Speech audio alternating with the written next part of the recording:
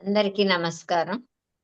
వేద సంస్కృత సమితి, విశ్వవిద్యా యోగపీఠ్ 2 సంయుక్తంగా నిర్వహిస్తున్న మన తెలుగు మాధ్యమంలోని 2వ కక్షకి అందరికీ నమస్కారం. ఈరోజు మనం తరగతిలో వివాహ సంస్కారం గురించి అన్ని రకాల విధులున్నాయి, అవి ఎలా చేయాలి, వాటి ప్రాముఖ్యత ఏంటి అని మన గురువుగారు విశాలక్ష్మి మేడం గారు చెప్తున్నారు. దానికి ముందుగా మన క్లాస్ తరగతి ప్రార్థన, దానికి ముందుగా దేశమాతను కొలుస్తూ మనం తరగతిని మొదలు పెట్టుకున్నాం. ఝాన్సీ ప్రసాద్ గారిని వందే మాత్రం పాడవలసిందిగా కోరుతున్నాను. వందే మాతరం వందే మాతరం సుజలాం సుఫలాం మలయజ శీతలాం సస్యశ్యామలాం మాతరం వందే మాతరం. శుభ్రజోత్స్నా పులకితయామినీ పుల్లకుసుమితా ద్రుమదళ శోభినీ సుహాసినీ సుమధుర భాషిణీ సుఖదాం వరదాం మాతరం వందే మాతరం వందే మాతరం వందే మాతరం. ధన్యవాదాలు ఝాన్సీ ప్రసాద్ గారు. ఇప్పుడు తరగతి ప్రార్థన చేయవలసిందిగా మల్లికార్జున్ గారిని కోరుతున్నాను. అందరికీ నమస్కారం. ముందుగా 1 minute మెడిటేషన్, తర్వాత 3 సార్లు ఓంకారం చెప్పుకొని ప్రార్థన చేసుకుందాం. Meditation please.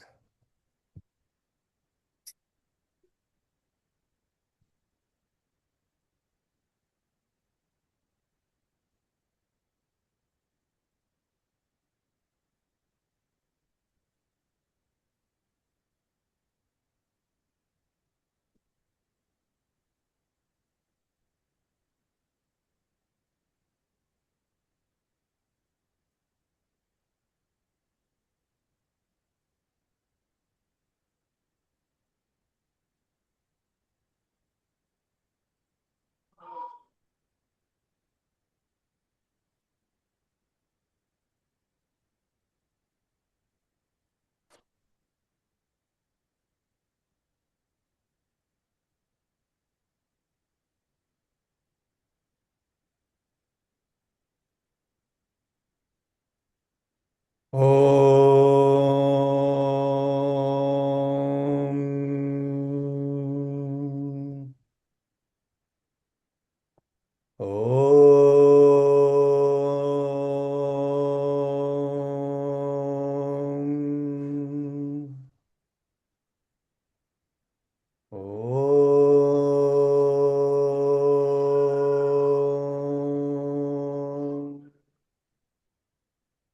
ఓం గణానాం త్వా గణపతిగుం హవామహే కవిం కవీనాముపమశ్రవస్తమం జ్యేష్ఠరాజం బ్రహ్మణాం బ్రహ్మణస్పత ఆనశృణ్వన్నోతిభిः సీదసాదనం. ఓం శ్రీ మహాగణాధిపతయే నమః. ఓం ప్రణో దేవీ సరస్వతి వాజేభిర్వాజినీవతి ధీనామవిత్ర్యవతు. ఓం శ్రీ మహాసరస్వత్యై నమః. గురురేవ గతిర్గురుమేవ భజే గురునైవ సహాస్మి నమో గురవే. న గురోః పరమం శిశురస్మి గురోః మతిరస్తి గురౌ మాం పాహి గురో. జ్ఞానానందమయం దేవం నిర్మలస్ఫటికాకృతిం ఆధారం సర్వవిద్యానాం హయగ్రీవముపాస్మహే. శృతిస్మృతిపురాణానామాలయం కరుణాలయం. నమామి భగవత్పాదశంకరం లోకశంకరం. శంకరం శంకరాచార్యం కేశవం బాదరాయణం. సూత్రభాష్యకృతౌ వందే భగవంతౌ పునః పునః. ఈశ్వరో గురురాత్మేతి మూర్తిభేద విభాగినే. వ్యోమవద్వ్యాప్తదేహాయ దక్షిణామూర్తయే నమః. అసతో మా సద్గమయ తమసో మా జ్యోతిర్గమయ. మృత్యోర్మా అమృతంగమయ. ఓం శాంతి శాంతి శాంతి. మాతృదేవో భవ పితృదేవో భవ ఆచార్య దేవో భవ అతిథి దేవో భవ. ఓం సహనావవతు సహనౌ భునక్తు సహ వీర్యం కరవావహై. తేజస్వినావధీతమస్తు మా విద్విషావహై. ఓం శాంతి శాంతి శాంతి. హరి ఓం. శ్రీ గురుభ్యో నమః. హరి ఓం. శ్రీ గురుభ్యో నమః. హరి ఓం. ధన్యవాదాలు మల్లికార్జున గారు, చక్కగా ప్రార్థన చేసినందుకు. ఇప్పుడు మన గురువు గారిని వివాహ సంస్కారం గురించి వివరించవలసిందిగా కోరుతున్నాను. ఓం శ్రీ మహాగణాధిపతయే నమః. ఓం శ్రీ పార్వతీ రాజరాజేశ్వరాభ్యాం నమః. ఓం శ్రీ మేధా దక్షిణామూర్తయే నమః. ఓం శ్రీ మహాసరస్వత్యై నమః.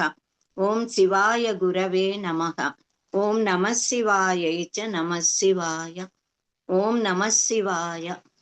వాగర్థావివ సంపృక్తౌ వాగర్థ ప్రతిపత్తయే జగతః పితరౌ వందే పార్వతీ పరమేశ్వరౌ. మనం షోడశ సంస్కారాలలో 15 సంస్కారాలు చెప్పుకుని అంచేష్టి 16వది, కానీ అది ముందు చెప్పేసుకుని వివాహ వేడుకలు చెప్పుకోవచ్చునని వివాహ సంస్కారం మొదలుపెట్టి నిన్న కొద్ది చెప్పుకున్నాము. ఇవాళ దాన్ని పరిపూర్ణం చేసుకుందాం. వివాహంలో ప్రారంభంలో ఉన్నటువంటి అన్ని ఘట్టాలలోకి అత్యంత ప్రధానమైనది యుగ ఛిద్రాభిషేకం అని అన్నది. ఇది ఒక ప్రక్రియ. ఉత్తరేణ యజుషా తస్యాహ శిరసి దర్భేణ్వం నిధాయ ఇలా ప్రారంభం అవుతుంది ఏకాగ్ని కాండలో ఈ వివాహం గురించి చెప్పేటప్పుడు. అంటే దర్భలతో ఇలా గుండ్రంగా మండలాకారంగా చుట్టి ఒక చుట్ట కుదురులాగా దానిని ఇణ్వం అంటారు. ఆ చుట్ట కుదురులా చుట్టిన దానిని వధువు తలపైన పెట్టి దాని మీద ఒక పెద్ద చెక్క దుంగ లాంటిది దానిని పెడతారు అన్నమాట.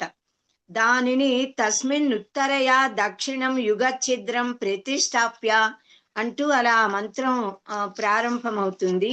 దాన్ని ఏం చెయ్యాలి ఎలా అన్నది మనకు అందులో వివరిస్తారు. సో ఒక కాడె కడతాము ఎద్దులకి అంటాం కదా, అలాంటి ఒక చెక్క కాడెని పెడతారు. అది దక్షిణం వైపు కల ఆ ఛిద్రాన్ని ఒక హోల్ అన్నమాట, రంధ్రం దక్షిణం వైపున చేసి దేవేంద్రుణ్ణి ప్రార్థిస్తారు. ఖేన సహ ఖే రథః ఖే యుగస్య శచీపతే అపాలాం ఇంద్రః త్రిపూర్త్వ్యకరత్ సూర్యవర్చసం అంటూ ఇది ఒక మంత్రం. ఇలా ఏకాగ్ని కాండలు మన గృహ్య సూత్రాలలో చాలా చోట్ల చెప్పబడింది ఇది. ఈ కన్యక అంటే వధువు, ఈ వధువు యొక్క శరీరంలో ఏమైనా దోషాలు ఉంటే వాటిని తొలగించి ఈమెకు సూర్య వర్చస్సును కలిగించమని సూర్య భగవానుడిని దేవేంద్రుడిని ప్రార్థిస్తారు. ఇది దేవేంద్రుణ్ణి చేసే ప్రార్థన. అంటే ఈ బండి కాడి ఉంది కదా, దాని రంధ్రం ఉంటుంది. ఆ రంధ్రంలో రాళ్ళు లేని ఒక బంగారు ఉంగరం పెడతారు. పెట్టి ఆ బంగారు ఉంగరంలో నుంచి మీద నుంచి ఈ అమ్మాయి వధువు శిరస్సు మీద నీరు పడేలాగా ఇలా నీరు పోస్తారు అన్నమాట. పోసేటప్పుడు దేవేంద్రుణ్ణి చేసే ప్రార్థన ఈ మంత్రం. ఓ శచీపతి దేవేంద్ర, అపాల అనే కన్యను నువ్వు వెళ్ళే రథం మీద నుంచి నీళ్లు చల్లి 3 సార్లు నీళ్లు చల్లి పవిత్రం చేసి ఆమెకు సూర్య వర్చస్సు కలిగించావు. ఆమె శరీరంలో ఉన్న ఒక జబ్బుని నీవు తొలగించావు. అదే విధంగా ఈ కన్యను కూడా, నాకు కాబోయే భార్యను, ఈ వధువును కూడా ఈమె శరీరగతమైన దోషాలు ఏమైనా ఉంటే వాటన్నిటినీ నివారించి సూర్య వర్చస్సు కలదానినిగా చెయ్యి అని ప్రార్థన అన్నమాట. వరుడు ఈ మంత్రంతో ప్రార్థిస్తాడు. ఈ అపాల అనే కన్య కథ ఏమిటి అని అంటే, అపాల నామ కాచిత్ కన్యా స్విత్రిణి బభూవ తాం కన్యాం శ్వేత రోగిణిం న కశ్చిద్ ఉపమేయే. అంటే శ్వేత రోగంతో, మనం బొల్లి అంటాము, తెల్ల మచ్చలు అనే జబ్బుతో ఉన్నటువంటి అపాల అనే ఒక అమ్మాయి అన్నమాట. ఆమె బొల్లి కారణంగా ఆమెని పెళ్లి చేసుకోవడానికి ఎవరు ఇష్టపడలేదు.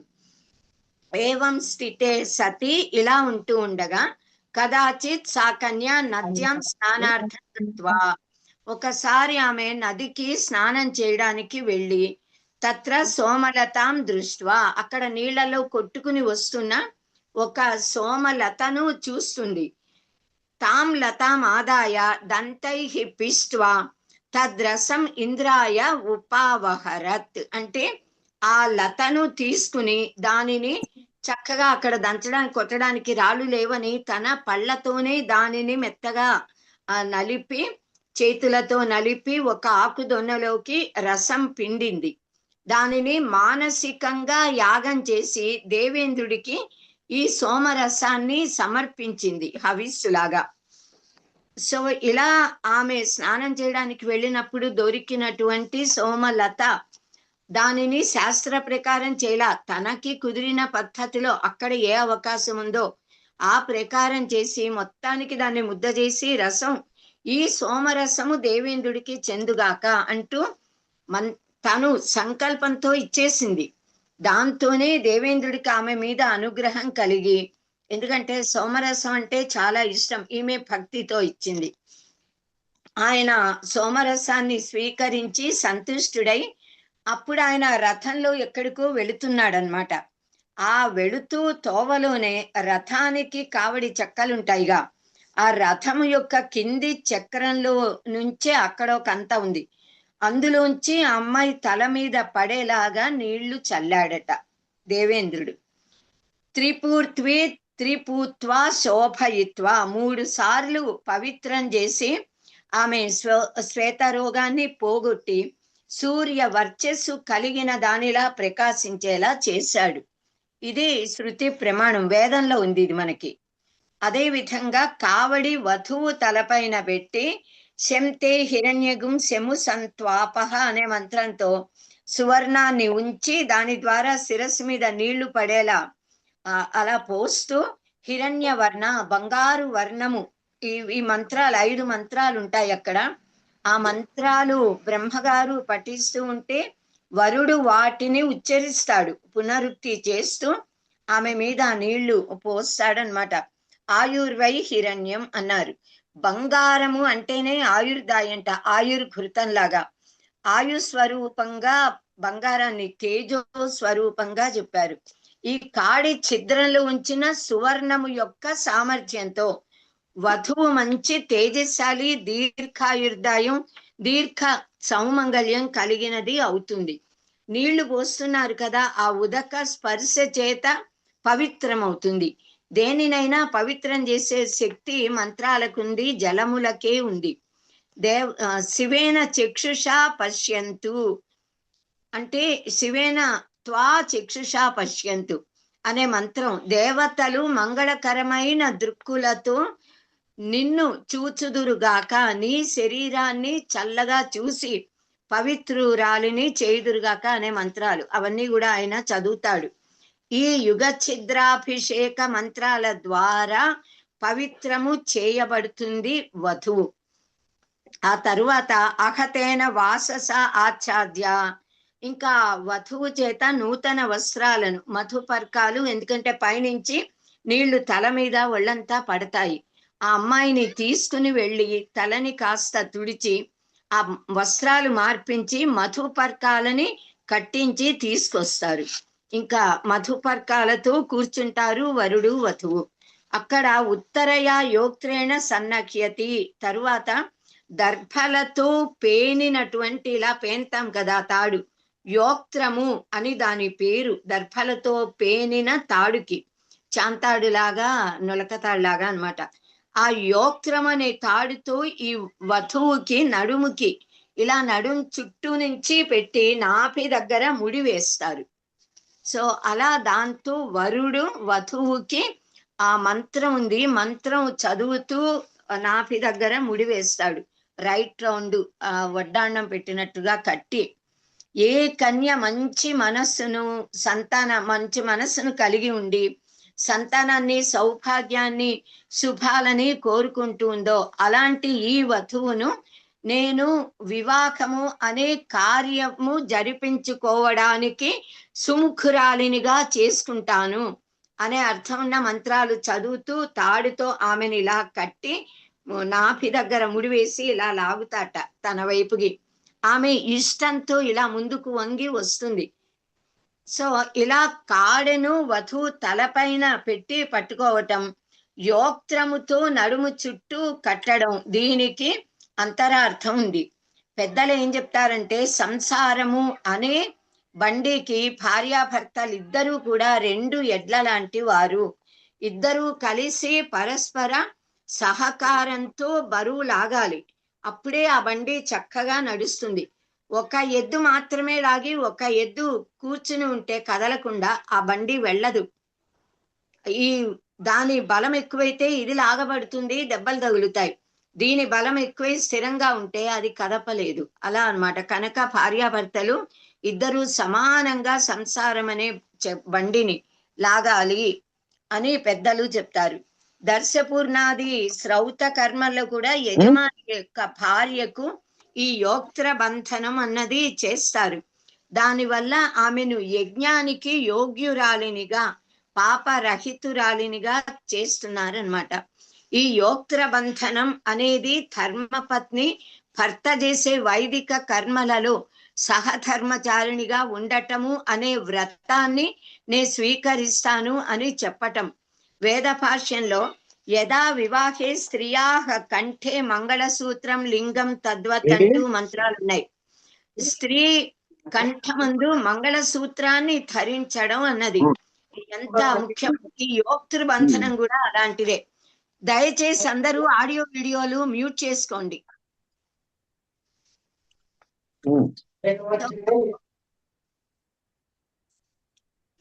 అప్పటి నుంచి కూడా తన భర్తని తాను అనుసరిస్తాను అని వధువు చెప్పడం అన్నమాట. దానికో గుర్తులా మనం అనుకోవచ్చు. వివాహ సంస్కారంలో చెప్పబడిన నియమాలతో, సంస్కారాలతో సంస్కరించబడిన సంస్కృతురాలైన భార్య అనేటటువంటి ఈమెనే పత్ని అని అంటారు. ధర్మపత్ని అవుతుంది ఈవిడ. సంయోగే. హరి ఓం. దయచేసి ఆడియో వీడియోలు మ్యూట్ చేసుకోండి.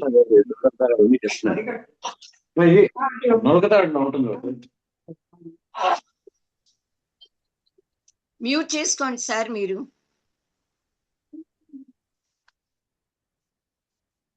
వివాహం అయిన తర్వాత భర్త భార్యతో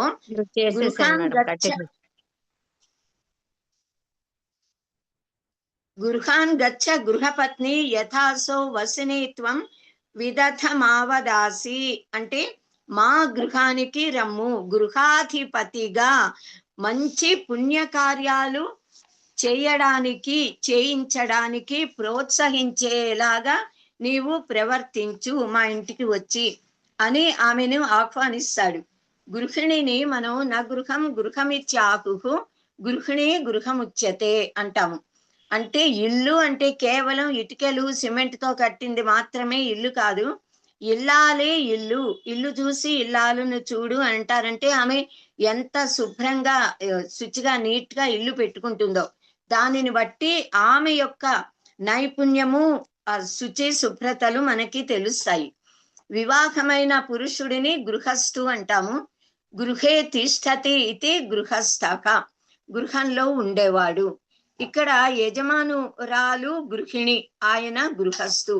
సో వివాహ సమయంలో ధర్మేచ అర్థేచ కామేచ త్వయా ఏషా నాతి చరితవ్యా అని చెప్తారు. నాతి చరామి అని వరుడు కూడా అంటాడు, వధువుతో కూడా అనిపిస్తారు. ధర్మేచ అర్థేచ కామేచ నా అతిచరామి, అతిక్రమించను, నీ మాట వింటాను, ఇద్దరు పరస్పరం సహకరించుకుంటాము అని ఒప్పందం చేస్తున్నారు అక్కడ మంత్రాలతో. కనుక భర్త అనుమతితోనే భార్య ఏ పనైనా చేయాలి. డబ్బు ఆయన ఇచ్చిన ధనాన్ని ఖర్చు పెట్టడం కూడా ఆయన అనుమతితో ఖర్చు పెట్టాలి. ఇల్లు చక్కగా నడపాలి. వివాహ సంస్కారంలోని అత్యంత ముఖ్యమైన ఘట్టాలలో ఒకటి కన్యాదానం. సో కన్యాదాన సమయంలో సంకల్పం చెప్పేటప్పుడు సమస్త దేవతల నుంచి ఆశీర్వాదాలు తీసుకుని ప్రారంభిస్తారు.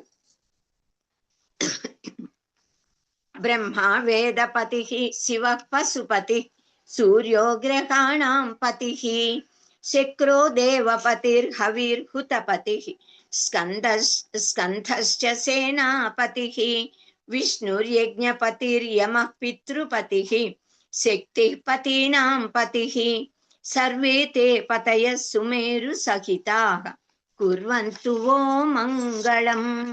ఇలా ఇంకా చాలా ఉన్నాయి, నేను ఒకటి రెండే చెప్తాను ప్రతిసారి మన సమయాభావం వల్ల. ఇలా సమస్త దేవతలను మంగళములను కలిగించమని ప్రార్థిస్తారు. తర్వాత 10 దానాలు చేస్తారు. త్యాగేనైకేన అమృతత్వ మానసుహు అని అంటాము. మనం ఏ శుభకార్యాలలోనైనా దానం ఇవ్వటం అన్నది మనకి అంతర్భాగం. హిరణ్య గర్భ సంభూతం సౌవర్ణం చాంగుళీయకం సర్వప్రదం ప్రయచ్ఛామి ప్రీణాతు కమలాపతి. శ్రీ మహావిష్ణువు యొక్క ప్రీతి కొరకు సువర్ణ దానం చెయ్యాలి. యజ్ఞ సాధన భూతాయ విశ్వస్యాఖౌఖనాశిని విశ్వస్య అఖవోఖనాశిని విశ్వరూపధరో దేవః ప్రియతామనయా గవా. ఈ గోమాత గోదానం చెయ్యాలి. ఈ గోమాత యజ్ఞమునకు సాధనం. గోమాత నుంచి లభించే పంచగవ్యాలను యజ్ఞంలో వినియోగిస్తారు. ఇది సంసార పాప నాశిని. ఈ గోదానం వల్ల విశ్వరూపధారి అయిన దేవత ప్రీతి చెందుగాక అని సంకల్పిస్తారు, గోదానం చేస్తారు. సర్వేషాం ఆశ్రయాదేవి వరాహేణ సముద్ధృత అనంత సస్య ఫలద అత శాంతిం ప్రయచ్చమే. వసుమతి అయిన భూదేవి సకల జీవులకు కూడా ఆశ్రయమైనది. అనంతమైన సస్యాలను మొలకలను మనకి ఇస్తుంది, ధాన్యాలను. వరాహావతారం ఎత్తిన భగవంతుడి చేత ఉద్ధరించబడింది ఈవిడ. అటువంటి భూమిని దానం ఇవ్వటం ద్వారా శాంతిని పొందుదురుగాక అని ప్రార్థించి భూదానం చెయ్యాలి. ఇలా 10 దానాలు 16 దానాలు అన్నింటికీ ఇలా ప్రార్థనలు ఉన్నాయి ఆ దేవతలని. సో వివాహ కార్యక్రమంలో భాగంగా భార్యాభర్తలు చాలా హోమాలు చేస్తారు. ఆ సమయంలో పఠించే మంత్రాలలోని మంత్రశక్తి పవిత్రత అందరికీ కూడా రక్షణ కలిగిస్తాయి. గార్హపత్యాగ్ని వధువును దీర్ఘాయుష్మంతురాలిగా దీర్ఘ సుమంగళిగా దీవించాలి అని వరుడు బ్రహ్మగారు చెప్తే ప్రార్థించి ఆ గార్హపత్యాగ్నికి నమస్కరిస్తారు దంపతులు. సత్పుత్రులను పొందాలి అని బ్రహ్మగారు దేవతలు ఆశీర్వదిస్తారు. ద్యులోకము వాయుదేవుడు అశ్విని దేవతలు వధువును ఆమె సంతానమును రక్షించాలి అనే ప్రార్థనలతో కాంక్షిస్తారు, ఆకాంక్ష. లాజల హోమంలో వధూవరులను రక్షించాలి దేవతలు, అగ్నిహోత్రుడు అని మళ్ళీ ప్రార్థిస్తారు. 100 సంవత్సరాలు అన్యోన్యంగా వర్ధిల్లేలా దాంపత్య జీవితము ప్రేమతో కలిసి అన్యోన్యంగా ఉండేలా ఆ ప్రార్థించే మంత్రాలు, ఆశీర్వదించే మంత్రాలు చాలా ఉన్నాయి. సో అలా వరుడు వధువుతో ఎలా ఉండాలి అని కోరుకుంటున్నాడో దానిని చెప్పే మంత్రాలు. దానికి ఆమె అంగీకరిస్తుంది. ఆమె తాను ఎలా ఉండాలనుకుంటుందో అత్తగారింట్లో తనకేం కావాలో అవి చెప్తుంది. దానికి వరుడు అంగీకరిస్తాడు. తర్వాత దానికంటే ముందర ఈ ప్రాసెస్ లో ఎటువంటి ఆదర్శవంతులైన దేవి దేవతలు అంటే దేవతల దంపతులు, ఋషి దంపతులు, సీతారాములు మానవ దంపతులు వీళ్ళు ఎలా ఉండేవారో నువ్వు కూడా నాతో అలా ఉండు, మనము అలా ఉండాలి అంటూ వరుడు వధువుతో చెప్తూ దేవతలను ప్రార్థిస్తాడు. సో అవి 2-3 చెప్పుకున్నాను, చాలా ఉన్నాయి అక్కడ. రాఘవేంద్రే యథా సీత, వినతా కశ్యపే యథా, పావకేచ యథా స్వాహ, తథా త్వం మయి భర్తరి, సుదక్షిణా దిలీపేచ వసుదేవేచ దేవకి, లోపాముద్రే యథాగస్త్యే యథా అగస్త్యే, తథా త్వం మయి భర్తరి, అత్రౌ యథా అనసూయాచ జమదగ్నౌ చ రేణుకా, శ్రీకృష్ణౌ రుక్మిణి యద్వత్, తథా త్వం మయి భర్తరి అంటూ ఇలా ఈ విధంగా అనేక మంత్రాలలో దేవీ దేవతలు వాళ్ళు ఋషి దంపతులని స్తోత్రిస్తారు. వాళ్ళు ఎలా ఉన్నారు, నువ్వు నాతో అలా ఉండాలి. ఏ విధంగా సీతామాత శ్రీరాముడితో ఉన్నదో, వినతాదేవి కశ్యప మహర్షితో ఉందో, స్వాహాదేవి అగ్నిహోత్రునితో, సుదక్షిణాదేవి దిలీప చక్రవర్తితో, దేవకీదేవి వసుదేవునితో, అనసూయాదేవి అత్రి మహర్షితో, రేణుకామాత జమదగ్ని మహర్షితో, రుక్మిణీదేవి శ్రీకృష్ణ పరమాత్మతో, ఇలా చాలా మంది పతివ్రతల పేర్లన్నీ కూడా చెప్పి వారందరూ భర్తలతో వారి భర్తలతో వారు ఎలా ఉన్నారో నీవు నాతో అలా ఉండాలి అని కోరుకుంటాడు. వధువు సరే అని అంగీకరిస్తుంది. ఒక్కసారి ఇలాంటి ప్రమాణాలు చేసుకున్నాక నిజంగా దెబ్బలాడుకోగలుగుతారా? ఈ అర్థాలు తెలుసుకున్నా దాన్ని అక్కడే వదిలేస్తారు కనుక ఇగో ఇలా దెబ్బలాడుకుంటారు కొంతమంది చాలా అన్యోన్యంగా ప్రేమగా ఆనందంగా ఉంటారు. సో ఇలా నిజంగా మన వివాహ ప్రక్రియలో ఉన్న ఆ ఘట్టాల అంతరార్థాలు, దాని గొప్పదనం, మంత్రాలలో ఉన్న మహిమ, మంత్రశక్తి, మంత్రాల ద్వారా తాము పరస్పరము చేసుకున్న వాగ్దానాలు, ఓకే సరే అనుకున్నారు ఇద్దరు. ఈ సత్యం తెలిస్తే ఆడిన మాట తప్పగలుగుతారా? అగ్ని సాక్షిగా వివాహం చేసుకున్న వీటికి ఒప్పుకున్న ఈ అమ్మాయి భర్త మీద, అత్తమామల మీద అలా తప్పుడు కేసులు పెట్టగలుగుతుందా? ఎన్నెన్ని కేసులో సంఘంలో వాళ్ళు అలా కోర్టులకు వెళ్ళరు, ఆ కేసులు పెట్టరు. వీటి వల్ల ఈ కాలంలో చాలా మంది యువత అసలు ఆడపిల్లని పెళ్లి చేసుకోవాలంటేనే భయపడుతున్నారు. ఇక్కడికి వచ్చిన తర్వాత ఏం కొంప ముంచుతుందో, ఏ కేసులు పెడుతుందో, అమ్మా నాన్నలు ఎంత చిత్రహింస పెడుతుందో, నన్నెంత నరకబాధకి గురి చేస్తుందో అని చాలా మంది అబ్బాయిల్లో ఇలాంటి భయం ఉంటోంది ఈ కాలంలో. ఇంకా అమ్మాయిలు కూడా కొద్ది భయపడే వాళ్ళు ఉంటారేమో, ఎలాంటి వాడు వస్తాడో తెలియదని. అది సెకండరీ అయిపోయింది ఇప్పుడు ఈ కాలంలో. సో అగ్ని సాక్షిగా వివాహం చేసుకున్న భర్త భార్యను వదిలి వేరే రెండో పెళ్లి అనే దాన్ని కోరరు. ఇవి అర్థం చేసుకుంటే చాలా మంది యువకులు కూడా పెళ్లి చేసుకున్నాక అమ్మాయిల్ని వదిలేస్తున్నారు, అమ్మాయిలు కూడా అబ్బాయిల్ని వదిలేసి వెళ్ళిపోతున్నారు. ఇది జరగకూడదు. ఇంకా సప్తపది అన్నది మన దాంట్లో వివాహ ప్రక్రియలలో చాలా ఉదాత్తమైన గొప్ప ప్రక్రియ. అది ఒక మహత్తరమైన ఘట్టం. సప్తపది సఖా సప్తపదా భవ అంటాము. 7 మాటలు కలిసి మాట్లాడితే స్నేహితులవుతారట. 7 అడుగులు కలిసి నడిస్తే స్నేహితులవుతారట. కుమార సంభవంలో కాళిదాస మహాకవి బ్రహ్మచారి వేషంలో వచ్చిన పరమేశ్వరుడి చేత పార్వతీమాతకి చెప్పిస్తాడు. సఖా సప్తపదా భవ అన్నది. సో ఇది వేదవాక్యం కూడా. సప్తపదిలో ఎంత ఉదాత్తమైన ప్రార్థనలు కోరికలు ఉన్నాయో వాటిని ఆ వరుడు వధువు పెళ్లికి ముందే అర్థం చేసుకుని ఆ వివాహ సమయంలో అర్థం తెలుసుకుంటూ ఆ 7 అడుగులు వెయ్యాలి. అది సప్తపది అనంటే. వరుడు ఈ వధువు సప్తపది 7 అడుగులు వేస్తున్నప్పుడు వరుడు ఒక్కొక్క ఆ పదమునకు ఆ పాదం పెట్టి ఒక్క అడుగు వేయగానే ప్రతి అడుగుకు ఒక్కొక్క కోర్కె 7 కోర్కెలు పరమాత్మను కోర్తాడు. ఈ అమ్మాయిని ఇలా చెయ్యండి అని. ఆ అమ్మాయి కూడా 7 కోరికలు కోరుతుంది. అతనిది అమ్మాయి ఒప్పుకుంటుంది, ఆ అమ్మాయిది వరుడు ఒప్పుకుంటాడు అన్నమాట.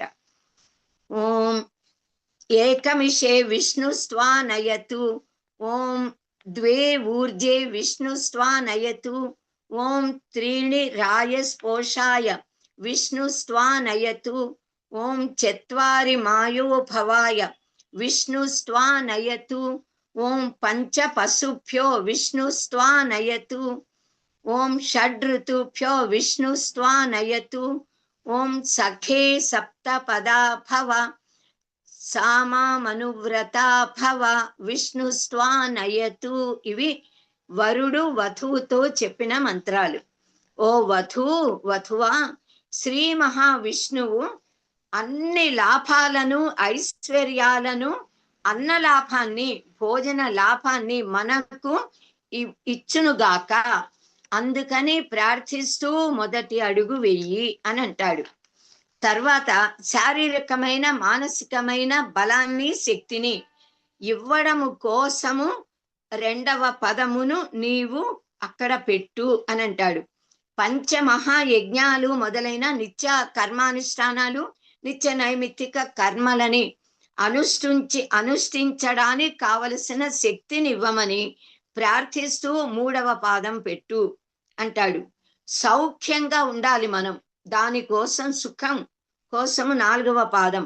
పశులాభం కలగాలి, మనకి సంపద వృద్ధి చెందాలి అని. ఆ కాలంలో పాడి పంటలే కదా, కనుక పాడి పంట వర్ధిల్లాలని 5వ పదము పెట్టాలి. ఇంకా 6 ఋతువులలో కూడా ప్రకృతి మనని అనుగ్రహించాలి, సుఖాన్ని ఇవ్వాలి. ధర్మ రక్షణ మనము 6 ఋతువులలో కూడా కాలమంతా జీవితమంతా మనం ఋత్విక్కులను సేవించగలగాలి, ప్రకృతిని సేవించగలగాలి, గృహస్థాశ్రమ ధర్మ రక్షణ చెయ్యగలగాలి. దానికి 6వ పాదం పెట్టు. అలాగే మనము ఆ జీవితాంతము సుఖ సంతోషాలతో వంశాభివృద్ధిగా జీవిస్తూ ధర్మరక్షణ చెయ్యగలగాలి, ఆధ్యాత్మిక వృద్ధి పొందాలి. దీనికోసం 7వ పాదము అడుగు పదమును పెట్టు అని చెప్తాడు. ఆ సమయంలో ఒక్కొక్క మంత్రము ఒక పాదం అడుగైగానే ఒక మంత్రం ఆయన చెప్తే 7 పదాలకి కూడా అడుగులకి ఈ అమ్మాయి కూడా ఒక్కొక్క కోరిక చెప్తుంది. 7 అడుగులకి 7 శ్లోకాలు. మొదటి అడుగు పెట్టి ఆయన చెప్పినది విన్నాక ధనం ధాన్యం చ మిష్టాన్నం వ్యంజనాద్యం చ యద్గృహే మదధీనం చ కర్తవ్యం వధూరాధ్యే పదే వదేత్. మొట్టమొదటి పదము అడుగు పెట్టగానే ఈ ఇంట్లో ఉన్న ధాన్యము ధనము వ్యంజనాలు కూరలు పప్పు దినుసులు ఇవన్నీ నా అధీనంలోకి రావాలి అని. ఎందుకంటే అడుగు పెట్టిన రోజు నుంచి చక్కగా వంటింట్లోకి వెళ్ళి ఇంటి రక్షణ, ఇంట్లోని జనుల రక్షణ భారాన్ని తాను బాధ్యతని స్వీకరించి చక్కగా వంట చేసి వారికి వడ్డిస్తుంది.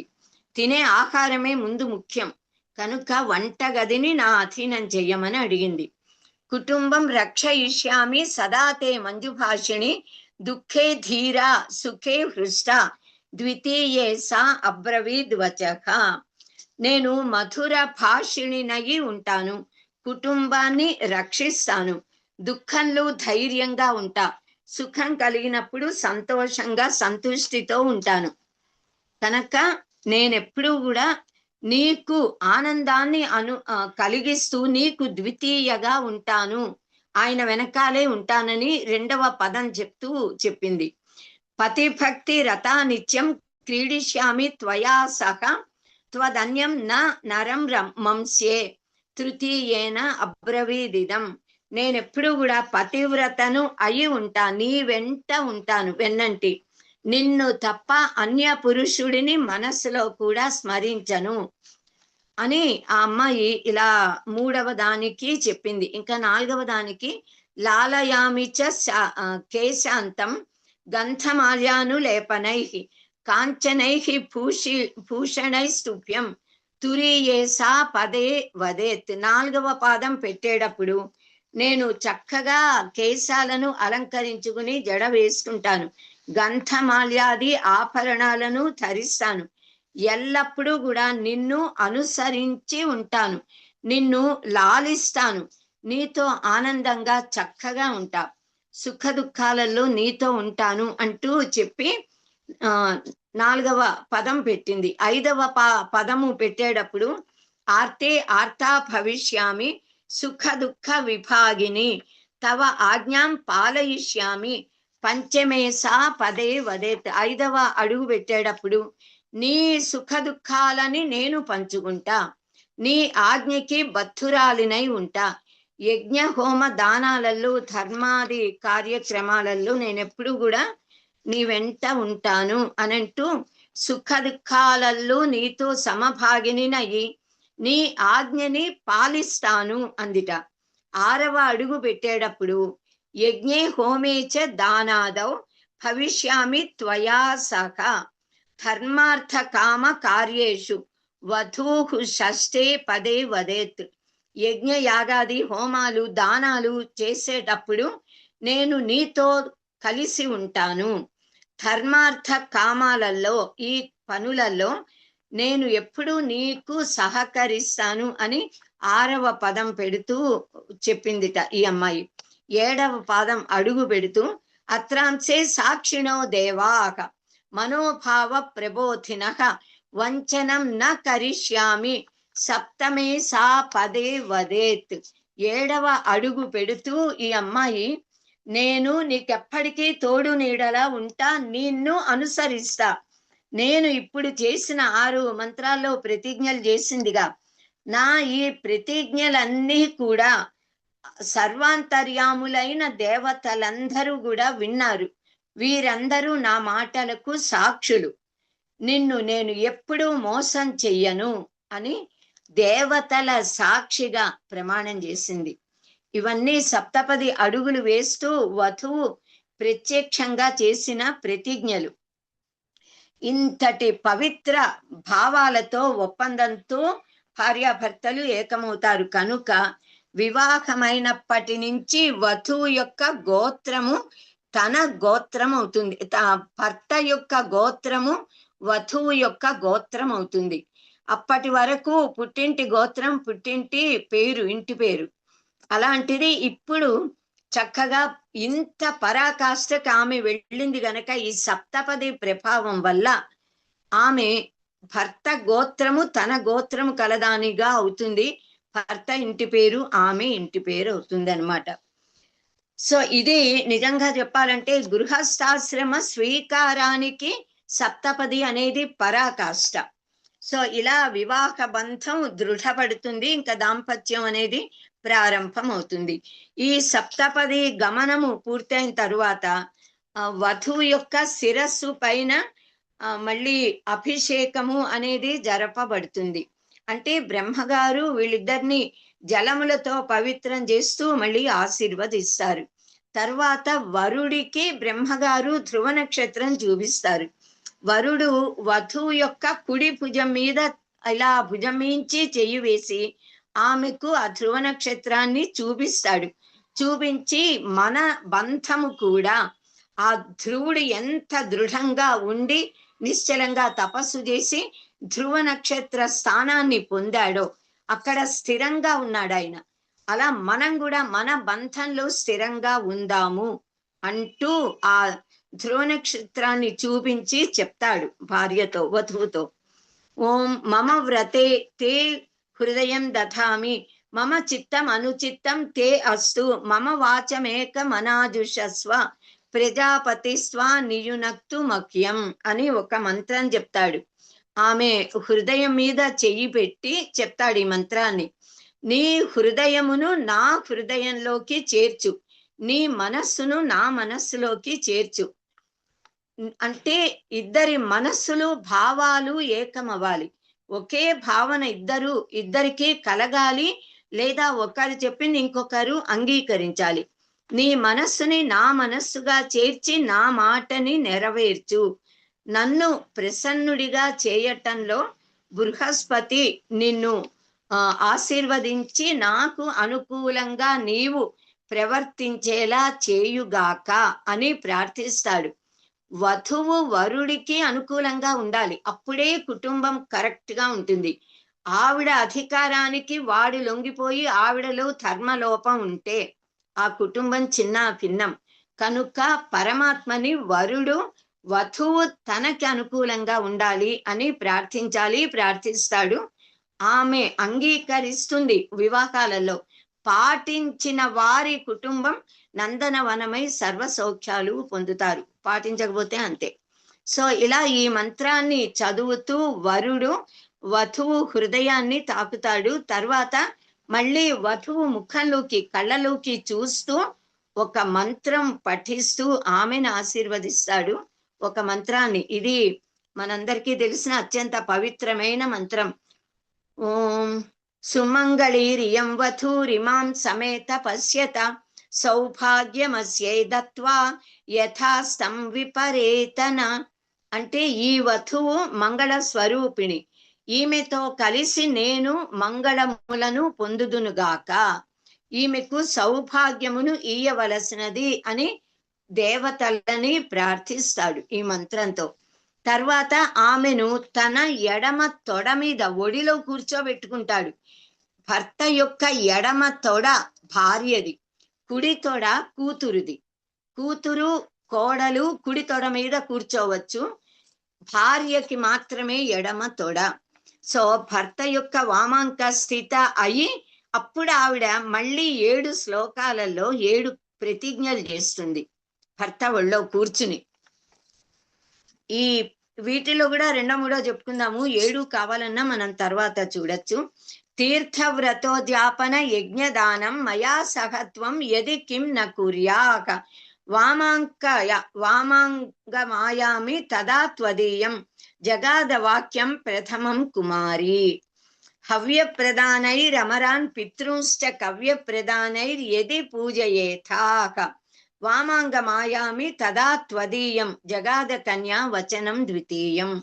కుటుంబ రక్షా భరణే యది త్వం కుర్యాక పశూనాం పరిపాలనం చ వామాంగమాయామి తదా త్వదీయం జగాద కన్యా వచనం తృతీయం. అలా ఇంకా చాలా వచనం తృతీయం ఆమె చెప్తుంది. 7 శ్లోకాలు పఠించి 7 వాక్యాలు. ఎందుకంటే ఆ సప్త అన్నదానికి ఉన్న ప్రాముఖ్యత, సప్తపది, సప్త పదాలు, సప్త అడుగులు, అలాగే సప్త శ్లోకాలలో 7 కోర్కెలు. ఆమె నువ్వు ఎప్పుడెప్పుడు ఏ ఏ పనులు చేస్తుంటే నేను నీతో ఉంటానో వాటిని చెప్తున్నాను విను అంటూ చెప్తోంది. భార్య ఎప్పుడూ భర్తని ధర్మ కార్యాలు చేసేలా ప్రోత్సహించాలి, ఆయనతో ధర్మ కార్యాలు చేయించాలి. ఎప్పుడైనా సందేహం కలిగినప్పుడు ఈవిడ సలహా ఇవ్వగలగాలి, అలాంటి నైపుణ్యం ఉండాలి. సో ఇలా 7 శ్లోకాలలో ఈవిడ వధువు వరుడితో నేను తీర్థము, వ్రతము, ఉద్యాపన, యజ్ఞము, దానము ఇలాంటి సమస్త ధర్మ కార్యాలు నువ్వు చేసేటప్పుడు నీ ఎడమ భాగంలోకి నేను వస్తా, నీ ఎడమ శరీర భాగముగా నేను ఉంటాను, నీ శరీరంలో ఒక భాగంలా నేనుంటా, నీతో పాటు నేను ఆచరిస్తా, అవన్నీ నీకు అనుకూలవతిగా ఉంటా. హవ్యాలను దేవతలకి సమర్పించేటప్పుడు, కవ్యములను పితృదేవతలకి సమర్పించేటప్పుడు నేను నీ వామాంగంలో ఉంటాను. కుటుంబ రక్షణ, పశు పాలన ఇలాంటి సందర్భాలలో సర్వకార్య నిర్వహణలలో కూడా నేను నీలో సగభాగమై నీ ఎడం పక్కన ఉంటాను. మీరు చేసే అన్ని ధార్మిక కార్యాలకి నేను సహకరిస్తాను, మీకు వామాంగ రూపిణిగా ఉంటాను అంటూ ప్రతిజ్ఞలు చేసింది. వరుడు చాలా ఆనందిస్తాడు ఈ అమ్మాయి ప్రతిజ్ఞలకి.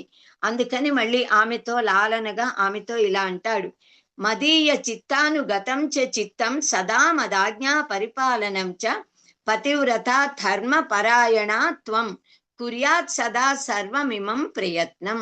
సరే, అలాగే నువ్వు చక్కగా నీ పాతివ్రత్య ధర్మమునందు ఆసక్తురాలివై ఉండు, ఎల్లప్పుడూ నా యందు నీ చిత్తము కలదానివిగా ఉండు, నా ఆజ్ఞలను పాటించు, నా ప్రతిజ్ఞకు తగిన విధంగా పనులు చెయ్యటం యందు శ్రద్ధ కలదానివై ఉండు, నాకు ప్రీతిపాత్రురాలివి అవు అని చెప్తాడు. తర్వాత మంత్రాలు చదువుతూ వధువు పాపిటలు సింధూరం పెడతారు. ఇదైన తర్వాత వరుడు వధువు పాపిటలు సింధూరం పెడతాడు, మామూలుగా బొట్టు కూడా పెడతాడు. సో ఆ రోజు నుంచి ఆమె ప్రతిరోజు పాపిటలు సింధూరం పెట్టుకోవాలి. పాపిట్లో సింధూరం కనిపిస్తే ఆమె వివాహిత అని అందరికీ తెలుస్తుంది, ఆమె మీద గౌరవ ప్రపత్తులు పెరుగుతాయి. సో వివాహ సంస్కారంలో భాగంగా వరుడు వధువుకు అరుంధతి నక్షత్ర దర్శనం చేయిస్తాడు. బ్రహ్మగారు వీళ్ళిద్దరినీ చూడమంటారు, వరుడు వధువుకి భార్యకి చూపిస్తాడు. దంపతులిద్దరూ వశిష్ఠ మహర్షికి అరుంధతి మాతకు వారిని స్మరించి నమస్కరిస్తారు.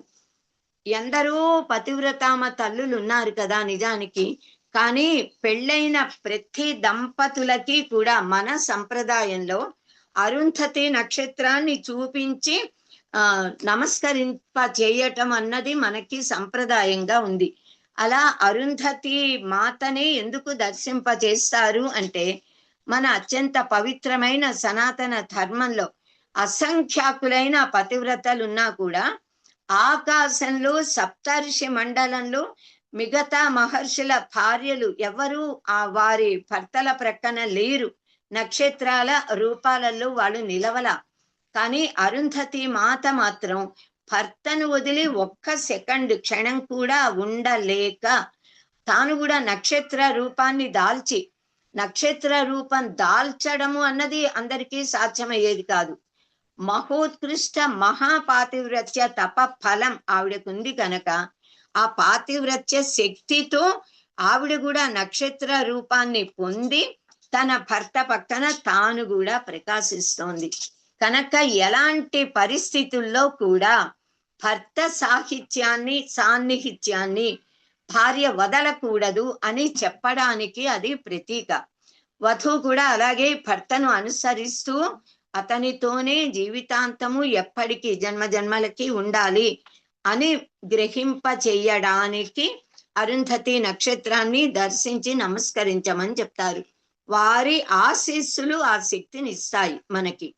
ఇలాంటి ఎన్నో నిగూఢ రహస్యాలతో కూడింది మన వైవాహిక అంటే మన వైదిక వివాహ సంబంధం సంస్కారము అనేది. ఈ సంస్కారముతో ఈ సంస్కారంలో ఉన్న మంత్రాలతో, శక్తివంతమైన మంత్రాలతో వధూవరులను విశేషంగా వధువుని సంస్కరిస్తారు బ్రహ్మగారు. వారిద్దరిని కూడా ఏకం చేస్తారు దంపతులుగా. దంపతి అనేది ఏకవచనమేగా దంపతి, కానీ జాయాచ పతిహిచ దంపతి, ఇద్దరు కలిస్తే ఒక్కటి. సో మన మహర్షులు ఏర్పాటు చేసిన ప్రతి సంస్కారంలో కూడా, ప్రతి వైదిక క్రియాకలాపాల్లో కూడా సర్వమానవ హిత ప్రదములైన ఎన్నో అంశాలుంటాయి, అంతరార్థాలుంటాయి. మనం వాటిని గ్రహించాలి. మహర్షులు ఏర్పాటు చేసినవి మన ఈ వివాహ సంస్కారం. అందులో ప్రతి అంశంలో చెప్పే మంత్రాలు, వాటి అర్థాలను మనం తెలుసుకోవాలి.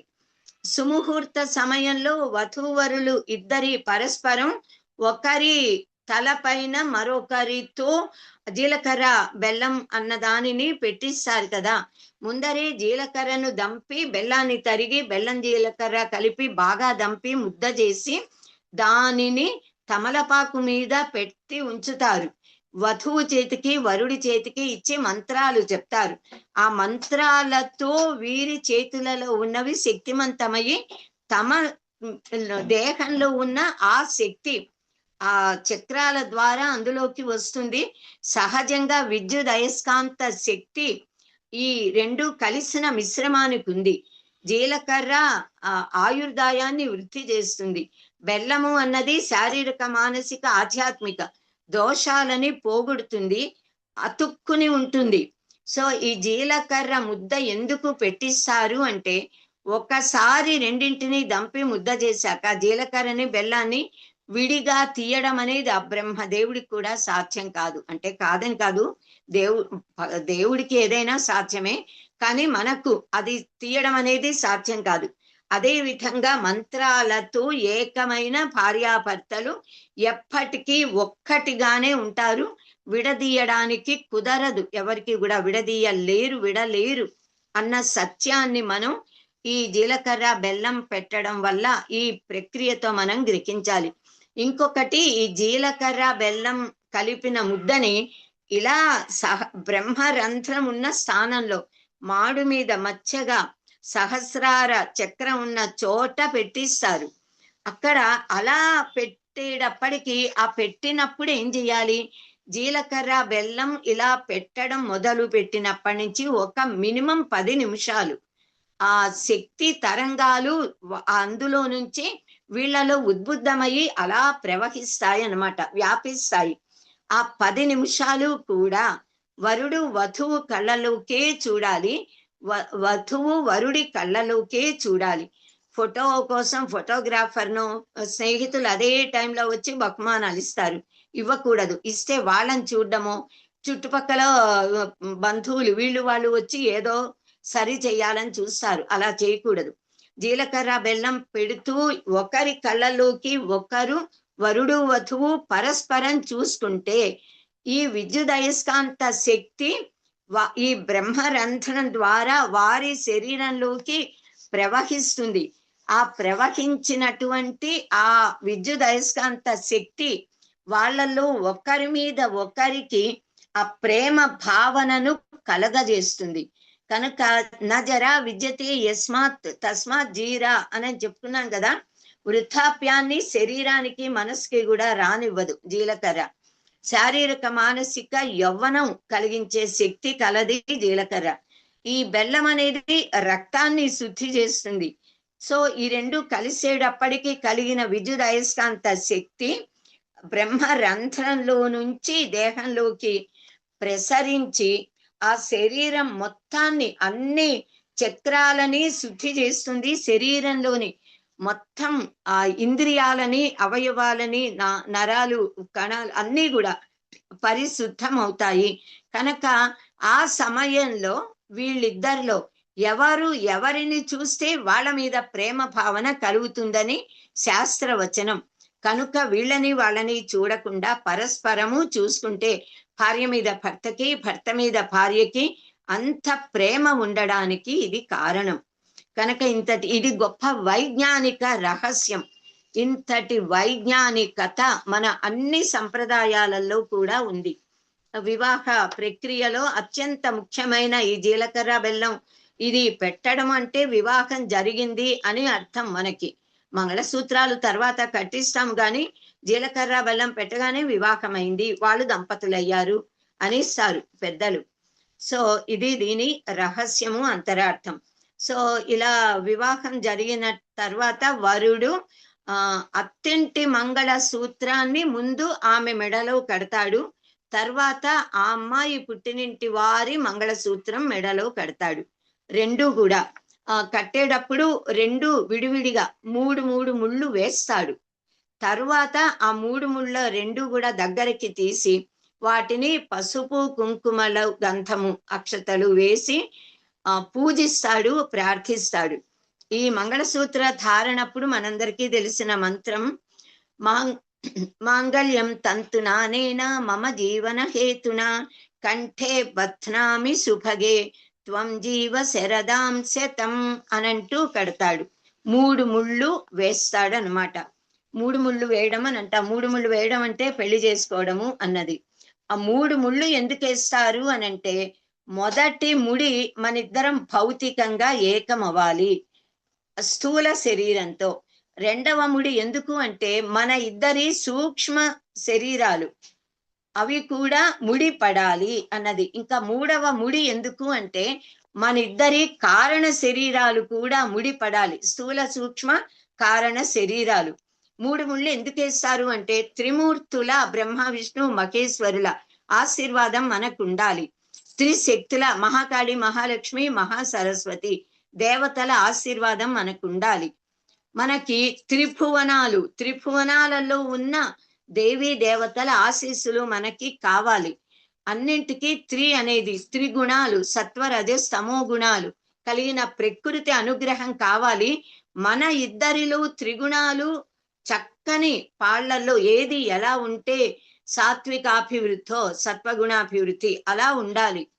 ఇలా ఇంకా అనేక రకమైన 3తో మనం ఎన్నింటినో చెప్పుకుంటాము. అలా వాటన్నిటినీ కూడా మనం దీనికి అన్వయించి చెప్పుకోవచ్చు అన్నమాట. సో ఇలా మనిద్దరం పరస్పర సహకారంతో ఒకరు చేసిన నిజానికి మూడవ ముడి కారణ శరీరము అనంటే కారణ శరీరము నిజానికి ఎవరిది వారికే, ఎవరి పాప పుణ్యాలు వారివే. కానీ ఎప్పుడు దాంపత్యంతో ఏకమవుతారో కిందటి జన్మల కర్మల వాసనలు కూడా ఆ పాప పుణ్యాలు కూడా జాతక దోషాలు కూడా ఈ పరస్పరము ఇద్దరి జాతకాలలో ఉన్నవి ఇద్దరిని ప్రభావితం చేస్తాయి. సత్యవంతుడి జీవితంలో ఆయనకి మరణ యోగం ఉన్న ఆజీవన సౌభాగ్యం కలిగిన సతీ సావిత్రి దేవి జాతక చక్రం ఆ అమ్మాయిని ఈయనకిచ్చి చేసేటప్పటికి సత్యవంతుడిని బ్రతికించుకుంది. అలాగే మనకి మంగళగౌరి దేవి వ్రత కథ దాంట్లో కూడా ఇలాగే కథ చెప్తారు. సో భార్యాభర్తల జాతకాలు పరస్పరము ప్రభావితం చేస్తాయి కనుక కారణ శరీరం కూడా ఇక్కడ కలుస్తుంది అని అర్థం అన్నమాట. సో మనం ధర్మబద్ధమైన జీవితాన్ని గడుపుతూ సద్వాసనలను కలిగించుకుందాము అని చెప్పడానికి ప్రతీక అనుకోవచ్చు. ఇది స్థూల సూక్ష్మ కారణ దేహాలు ఏకమైపోయాయి వివాహ సమయంలో. త్రిశక్తుల ఆశీర్వాదం వచ్చింది. తర్వాత దేవీ దేవతల ఆశీర్వాదాలు అనుగ్రహాలు. ఈ సూత్రం మంగళ సూత్రం కట్టినప్పుడు 9 పోగులు ఉంటాయి. ఒక్కొక్క దాంట్లో కూడా 9 పోగులలోనూ 9 మంది గౌరీ దేవతలు మంగళ గౌరీ దేవతలు నివసించి ఉంటారు. ఆ 9 మంది మంగళ గౌరీ దేవతల ఆశీర్వాదము ఈ దంపతులకి లభించాలని మంత్రాలతో ప్రార్థిస్తారు. ఈ కట్టేసిన తర్వాత మనం ముందే చెప్పుకున్న ముక్కెర ఉండాలి, లేనప్పుడు గాలి ఊపిరి బిగబట్టి ఆయన కట్టి ముళ్ళు ప్రార్థించి కూర్చున్నాక వదలాలి అని. సో తర్వాత తలంబ్రాల వేడుక.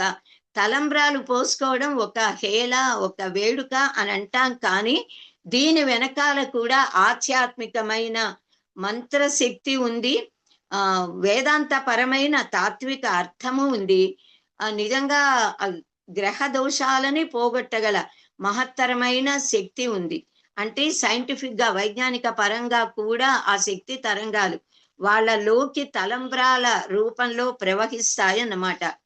సో ఇక్కడ కూడా 3 సార్లు మొట్టమొదటి 3 సార్లు కూడా బ్రహ్మగారు వాళ్ళ చేతులు పాలతో తడిపి ఇలా దోసిలు ఇలా పట్టించి ఆయన దోసిల్లో బియ్యం పోసి దానిపైన కలశం పెట్టి మంత్రాలు చెప్తారు. దాన్ని తీసి పరస్పరము వరుడు వధువుకి వధువు వరుడికి కోరికలు కోరుతూ ఆ మంత్రాలతో 3 సార్లు పోసుకున్న తరువాత అప్పుడు వాళ్ళని స్వేచ్ఛగా వదులుతారు పోసుకోమని. అప్పుడు పక్కన బంధువులందరూ ఉండి ప్రోత్సహించడం, ఒక ఆనంద క్రీడలాగా వీళ్ళు తలంబ్రాలు పోసుకోవడం అన్నది జరుగుతుంది. సో ఇలా దోసిలి అనంటే మనము ఇలా నమస్కరిస్తాము, దాన్ని ఇలా పెడితే అది దోసిలి.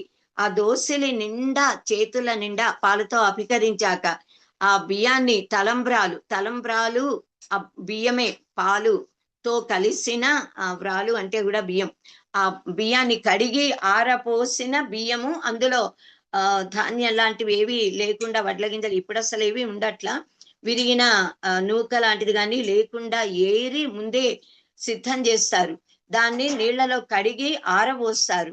ఆరబోసిన బియ్యాన్ని తీసి ఒక బేసిన్ లాంటి దాంట్లో పళ్ళెంలో వేసి మినిమం 5 ముత్తైదువులు మంగళగౌరి నామాన్ని జపిస్తూ పసుపు కుంకుమ ఆవు నెయ్యి వేసి కలుపుతారు.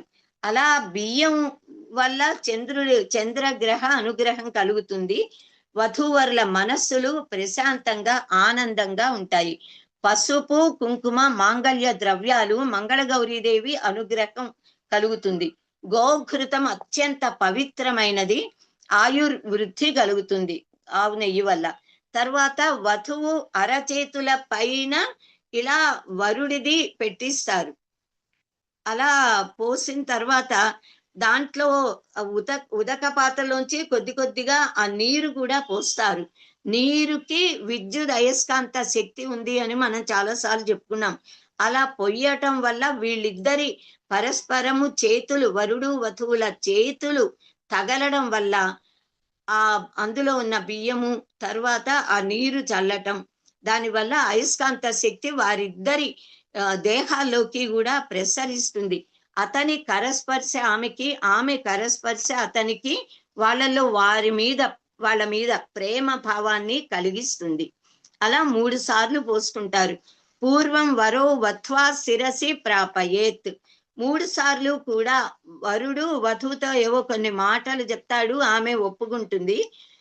దాన్ని పూర్వం వరహ వరుడు వధ్వాహ శిరసి, మొట్టమొదట్లో వరుడు వధువు శిరస్సు మీద పొయ్యాలి, తరువాత వధువు వరుడి శిరస్సు మీద వాటిని పోస్తుంది. ప్రాపయేత్ అంటే పొయ్యాలి, చేర్చాలి. మొదటిసారి వరుడు ఏమంటాడంటే ప్రజామే కామః సమృద్ధ్యతాం, మనకు మంచి సత్సంతానం కలగాలి అని. పెళ్లి చేసుకునేదే ప్రజాయై గృహమేతినాం, సంతానం కలిగి వంశాభివృద్ధికి. కనుక మొట్టమొదటి కోరిక మనకు సత్సంతానం కావాలి. ఆమె అంగీకరిస్తుంది. పశవో మే కామః సమృద్ధ్యతాం, మనకు మంచి పశు సంపద కావాలి, మన పశువులు వృద్ధి చెందాలి అంటే ఆమె పశువుల సంరక్షణ బాధ్యత వహించాలి. ఆ కాలంలో పాడి పంట అన్నం పశువులే కదా, గో సంపదే ఐశ్వర్యం. 3వసారి యజ్ఞోమే కామః సమృద్ధ్యతాం, నేను చేసే యజ్ఞ కార్యాలలో నీవు సహకరించాలి, మనకు యజ్ఞ సమృద్ధి కలగాలి, చాలా యాగాలు చెయ్యగలగాలి అని కోరతాడు. ఆమె అంగీకరించింది. తర్వాత ఈ తలంబ్రాలు పోసుకున్నాక ఇంకా మంచి ముత్యాలు మాత్రము కావాలంటే తలంబ్రాలలో కలపవచ్చు, అంతే తప్ప మిగతావి కలపకూడదు. ఈ కాలంలో రకరకాల ఏవేవో చీరలకి నగిషీలకు కుట్టేవి ఏవో ఉంటాయి, అలాంటివన్నీ కూడా తలంబ్రాలలో కలిపి ఇలా ఉఫ్ఫను ఉత్తే పడేవి ఏవేవో కలుపుతున్నారు. శాస్త్ర ప్రకారము అవి కలపకూడదు అని శాస్త్రం చెప్తోంది. మంచి ముత్యాలు కలపచెందుకు, సీతారాములు పరస్పరము మంచి ముత్యాలు పోసుకున్నారు కనుక మంచి ముత్యాలు చంద్రుడికి చాలా ఇష్టం. మనశ్శాంతి ఆనందం కలుగుతుంది. తెల్లని ముత్యాలల్లా వాడు చిదిమిన ముత్యంలా ఉన్నాడు అంటాం. స్వచ్ఛత, నైర్మల్యం, నిష్కాపట్యం, తర్వాత ఎలాంటి కలుషము లేకపోవడం, అనాచ్ఛాద పారదర్శకత్వం అంటామే దానికి ప్రతీక. అలా ఉండాలి ఇద్దరి మనస్సులు అన్నమాట. సో ఇలా మన వైదిక సంస్కార క్రతువులో కూడా ప్రారంభం గణపతి పూజతోనే ప్రారంభమవుతుంది. తర్వాత మంటపారాధన, దేవీ దేవతల ఆవాహన, తర్వాత పితృదేవతల ఆవాహన, నాంది పూజ. నాంది పూజలో పితృదేవతలని ఆహ్వానిస్తారు, పూజిస్తారు ఆవాహన చేశాక. అంటే వివాహ కార్యక్రమం మొత్తం ప్రారంభం నుంచి చివరి దాకా అప్పగింతలయ్యేంత దాకా మహాగణాధిపతి దగ్గర నుంచి 3,000,000 దేవతలు అక్కడుంటారు. పితృదేవతల గణం అక్కడ ఉంటుంది, బంధుమిత్రులందరూ ఉన్నారు, ప్రకృతి ఉంది. ఇంతమంది సాక్షులుగా ఆ వివాహం జరిగింది. సాక్షాత్తుగా దేవతలు ఉన్నప్పుడు మనం ఎంత భక్తి శ్రద్ధలతో ఆ వివాహ కార్యక్రమం చెయ్యాలి. కొంతమంది బూట్లు చెప్పులు వేసుకుని వచ్చేస్తారు, రాకూడదు అస్సలు. ఆ హాల్లోనే అడుగు పెట్టడం మంచిది కాదు, బయట హాల్కి బయట వదిలేయాలి. ఒకవేళ హాల్లోకి ఎవరైనా వేసుకొచ్చినా ఆ పెళ్లి మంటపం ఉంటుంది, అగ్నిహోత్రం పెట్టే చోట పెళ్లి మంటపం మీదకి పైకి వచ్చేటప్పుడు ఆ చెప్పులు కాళ్ళ బూట్లతో రాకూడదు. ఆడవాళ్ళైనా మగవాళ్ళైనా. అత్యంత పవిత్రమైన అగ్నిహోత్రుడు, దేవీ దేవతలు, అక్కడ మంగళగౌరి దేవి ఎలా చెప్పులతో వస్తారు? రాకూడదు. అది అది గ్రహించి మనం మన ధర్మాన్ని మనం పాటించాలి. తర్వాత మంత్రాలు చదువుతారు. వేద మంత్రాలు చదువుతుంటే కాళ్ళకి చెప్పులతో ఎలా వింటారు? తప్పు కదా. అందుకని వివాహం జరిగేటప్పుడు ఆ ముందరే బయటే అందరూ చెప్పులు వదిలి లోపలికి వచ్చేలాగా ముందే వాళ్ళు ఏర్పాటు చేసి ఇన్స్ట్రక్షన్ ఇచ్చేయాలి. అందరికీ తెలిసిన వాళ్ళు వెళ్ళారుగా అనుకుంటూ వీళ్ళు వెళ్తారు. తప్పది. కనీసం తెలిసిన వాళ్ళు తెలియని వాళ్ళకి చెప్పాలి. చెప్పడానికి మొహమాటాలు, ఎవరేమనుకుంటారో అనే భయాలు. సో ఇంకొకటి, మనం ఈ కాలంలో రిసెప్షన్ అని, పెళ్ళేమో రాత్రి ఎప్పుడో మర్నాడు తెల్లవారుజామున ఉంటుంది. ముందు రోజు రాత్రి రిసెప్షన్ చేసేస్తారు. వరుడు వధువుని ఇద్దరిని పక్క పక్కన కూర్చో, ఇంకా వాళ్ళు వరుడు వధువు కానే లేదు, పెళ్లి కూతురు పెళ్లి కొడుకుని చేశారు అంతే. కానీ వాళ్ళిద్దరిని పక్క పక్కన కూర్చోబెట్టి అందరూ వచ్చి బంధుమిత్రులు ఆశీర్వదిస్తారు. తర్వాత భోజనాలకు వెళ్ళి భోజనాలు చేస్తారు. ఏమని ఆశీర్వదించగలరు? ఎలా ఆశీర్వదిస్తారు? శీఘ్రమేవ కళ్యాణ ప్రాప్తిరస్తు అనే ఆశీస్సే ఇవ్వాలి తప్ప ఇంకా అంతకంటే వేరే ఇవ్వలేరు కదా. పెళ్లి జరగాలి, జరిగాక కదా. పెళ్లి జరగక ముందు అంతవరకు కూడా ఆ అబ్బాయి అమ్మాయికి పరపురుషుడు. ఒక ఆడపిల్ల పరపురుషుడి పక్కన జీవితంలో ఒకే వరుసలో ఎప్పుడూ కూర్చోకూడదు. ఇలా పక్కకి తిరిగి కూర్చోవచ్చు, లైన్ మారాలి. అది మన సనాతన ధర్మం. అందుకని ఏం చేయాలి అంటే, ధర్మము శాస్త్రము తెలిసిన వాళ్ళు ఒకవేళ రిసెప్షన్ ఇలా తప్పనిసరిగా చేయవలసి వస్తే వారిద్దరి మధ్యలో పూర్ణ కుంభం పెట్టండి అంటుంది శాస్త్రం. ఒక కుండలో, ఒక బిందెలో నీరు, మంచి నీరు వాళ్ళిద్దరి మధ్యలో పెడితే ఆ దోషం ఉండదు. ఉదకానికి దోషాలు తీసే శక్తి అందులో కనుక ఒక దర్భ వేస్తే ఇంకా ఉత్తమం. సీతామాత రావణాసురుడితో మాట్లాడేటప్పుడు దర్భను, ఒక గరిక అక్కడి నుంచి తీసి అడ్డు పెట్టి మాట్లాడుతుంది. అంటే పరపురుషుడితో స్త్రీ మాట్లాడకూడదు. మాట్లాడవలసి వస్తే అక్కడ గరిక, దర్భ సర్వ పాపాలని దూర్వా హరతుమే పాపం, పాపాలని పరిహరిస్తుంది కనుక ఆ దోషం ఉండదు. మనం ఇలాంటి వీటన్నిటిని కూడా తెలుసుకుని మనం ప్రవర్తించాలి.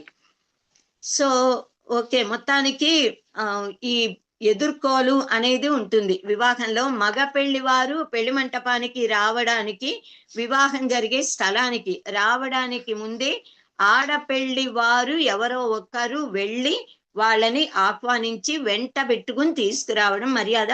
దాన్ని అందరూ పాటిస్తున్నారు. సరే, విడిదికి వస్తారు. వచ్చాక వారికి విడిది గురుకం చూపించాలి. అక్కడ కావలసిన సౌకర్యాలు ఏర్పాటు చేయాలి. నిజానికి ఈ నేటి కాలంలో ఎవరిళ్ళ నుంచి వాళ్ళు ఉన్న సిటీలోనే వస్తున్నారు. పూర్వకాలంలో వేరే గ్రామం నుంచి ఇక్కడికి వచ్చేవారు కనుక వారు ఉండడానికి విడిది చూపించడం, మొత్తం అన్ని వాళ్ళ స్నానాలకి దానికి కావలసినవన్నీ ఏర్పాట్లు చేసేవాళ్ళు. కానీ అది ఒక వేడుకగా, పద్ధతిగా, సంప్రదాయంగా వస్తోంది. అందులో ఏం తప్పులేదు. అవన్నీ ఏర్పాటు చేయడం, తర్వాత పలహారాలు ఏర్పాటు చేస్తారు. మగ పెళ్లి వారు ఇలా బండి దిగుతూ ఉంటేనే మేళ తాళాలతో, సన్నాయి వాద్యంతో, చేతిలో పళ్ళెంలో, అంటే అమ్మాయి వధువు యొక్క తల్లి ముందు అన్నకి పెళ్ళయింటే వధువు కోడలు, తర్వాత కూతుళ్ళు, దగ్గరి బంధువులందరూ జ్యోతులు పట్టుకుని పసుపు కుంకం పువ్వులు పళ్ళు తాంబూలము పెట్టుకుని జ్యోతి దీపం వెలిగించి ఎదురు వెళ్ళి స్వాగతించి తేవాలి. అది మన సంప్రదాయం. తర్వాత వరుడి యొక్క తల్లి తండ్రులకి మాత్రం ముగ్గురికి చాలు, వాళ్ళకి కాళ్ళు కడగాలి. ముఖ్యంగా వరుడి కాళ్ళు బావమరిది కడగాలి. కడిగి ఆ నీళ్లు తల మీద జల్లుకుని అతడి చేయి పట్టి తీసుకురావాలి. అతడిని పసుపు అన్ని గంధం అది ఇవ్వడం, సెంటు, అత్తరు, పన్నీరు చల్లడం, కొత్త బట్టలు పెట్టడం, ఇవన్నీ ఒక సంప్రదాయం. పూలమాలలు వేయడం, పూల బొకే చేతికేయడం. అలాగే ఇంకా అలా వీళ్ళ ఆ వరుడి తల్లిదండ్రులకు కూడా అలా ఈ పిల్లవాడు కానీ ఇతడి తండ్రి కానీ వరుడి తండ్రికి తల్లి, వధువు తల్లి వియ్యపురాలకి ఇలా కాళ్ళు కడిగితే అందులో ఏం తప్పులేదు. కడిగి వాళ్ళ నీళ్లు చల్లుకోవచ్చు ఆ సమయంలో మాత్రం. సో తర్వాత ఎదురు సన్నాహాలు అని అంటాము. లగ్న పత్రిక చదవటం, దాన్ని సదస్యం అని అంటాము. ఇది చక్కని కార్యక్రమం. ఇరుపక్షాల వాళ్ళు ఇటు అటు కూర్చుని బ్రహ్మగారే కూర్చోబెడతారు. వాళ్ళు పరస్పరము బట్టలు పెట్టుకుంటారు ఒకరికొకరు. రెండు పక్షాల పురోహితులు లగ్న పత్రిక చదువుతారు, ఆహ్వానిస్తారు పెళ్లికి రమ్మని. తర్వాత వాళ్ళు అంగీకరించడం అలా.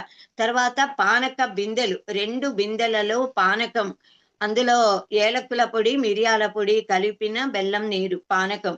ఆ పానకాన్ని నైవేద్యం పెట్టి తర్వాత దానిని వీళ్ళు మగ పెళ్లి వారందరికీ ముందు వరుడికి, వరుడి తల్లిదండ్రులకి, తర్వాత అతని తోబుట్టువులు అక్క చెల్లెళ్ళు అన్నదమ్ములు ఎవరుంటే వాళ్ళందరికీ, వాళ్ళ ఇంటి కుటుంబ సభ్యులకి ముందరిచ్చి తరువాత మిగతా అందరికీ కూడా మగ పెళ్లి వారికి ఇస్తారు, ఆడపెళ్లి వారికి కూడా తర్వాత ఇస్తారు. అది నోరు తీపి చెయ్యటం అన్నమాట. బెల్లం నీరు ఎందుకు ఇస్తారు అక్కడ అంటే శుభవార్తకి నోరు తీపి చేయడం అన్నది ఒకటి. రక్త శుద్ధి జరుగుతుంది పానకం వల్ల. అందులో ఉన్న మిరియాలు ఏలక పొడి వల్ల వాతపిత్త కఫాలు దోషాలన్నీ పోతాయి. పెళ్లిళ్ళు ఏ సీజన్ లో జరిగినా దగ్గులో తుమ్ములో రాకుండా ఉండడానికి కూడా ఉపయోగం. సో మన సంప్రదాయంలో ఈ వివాహాన్ని పాణిగ్రహణము అని అంటాము.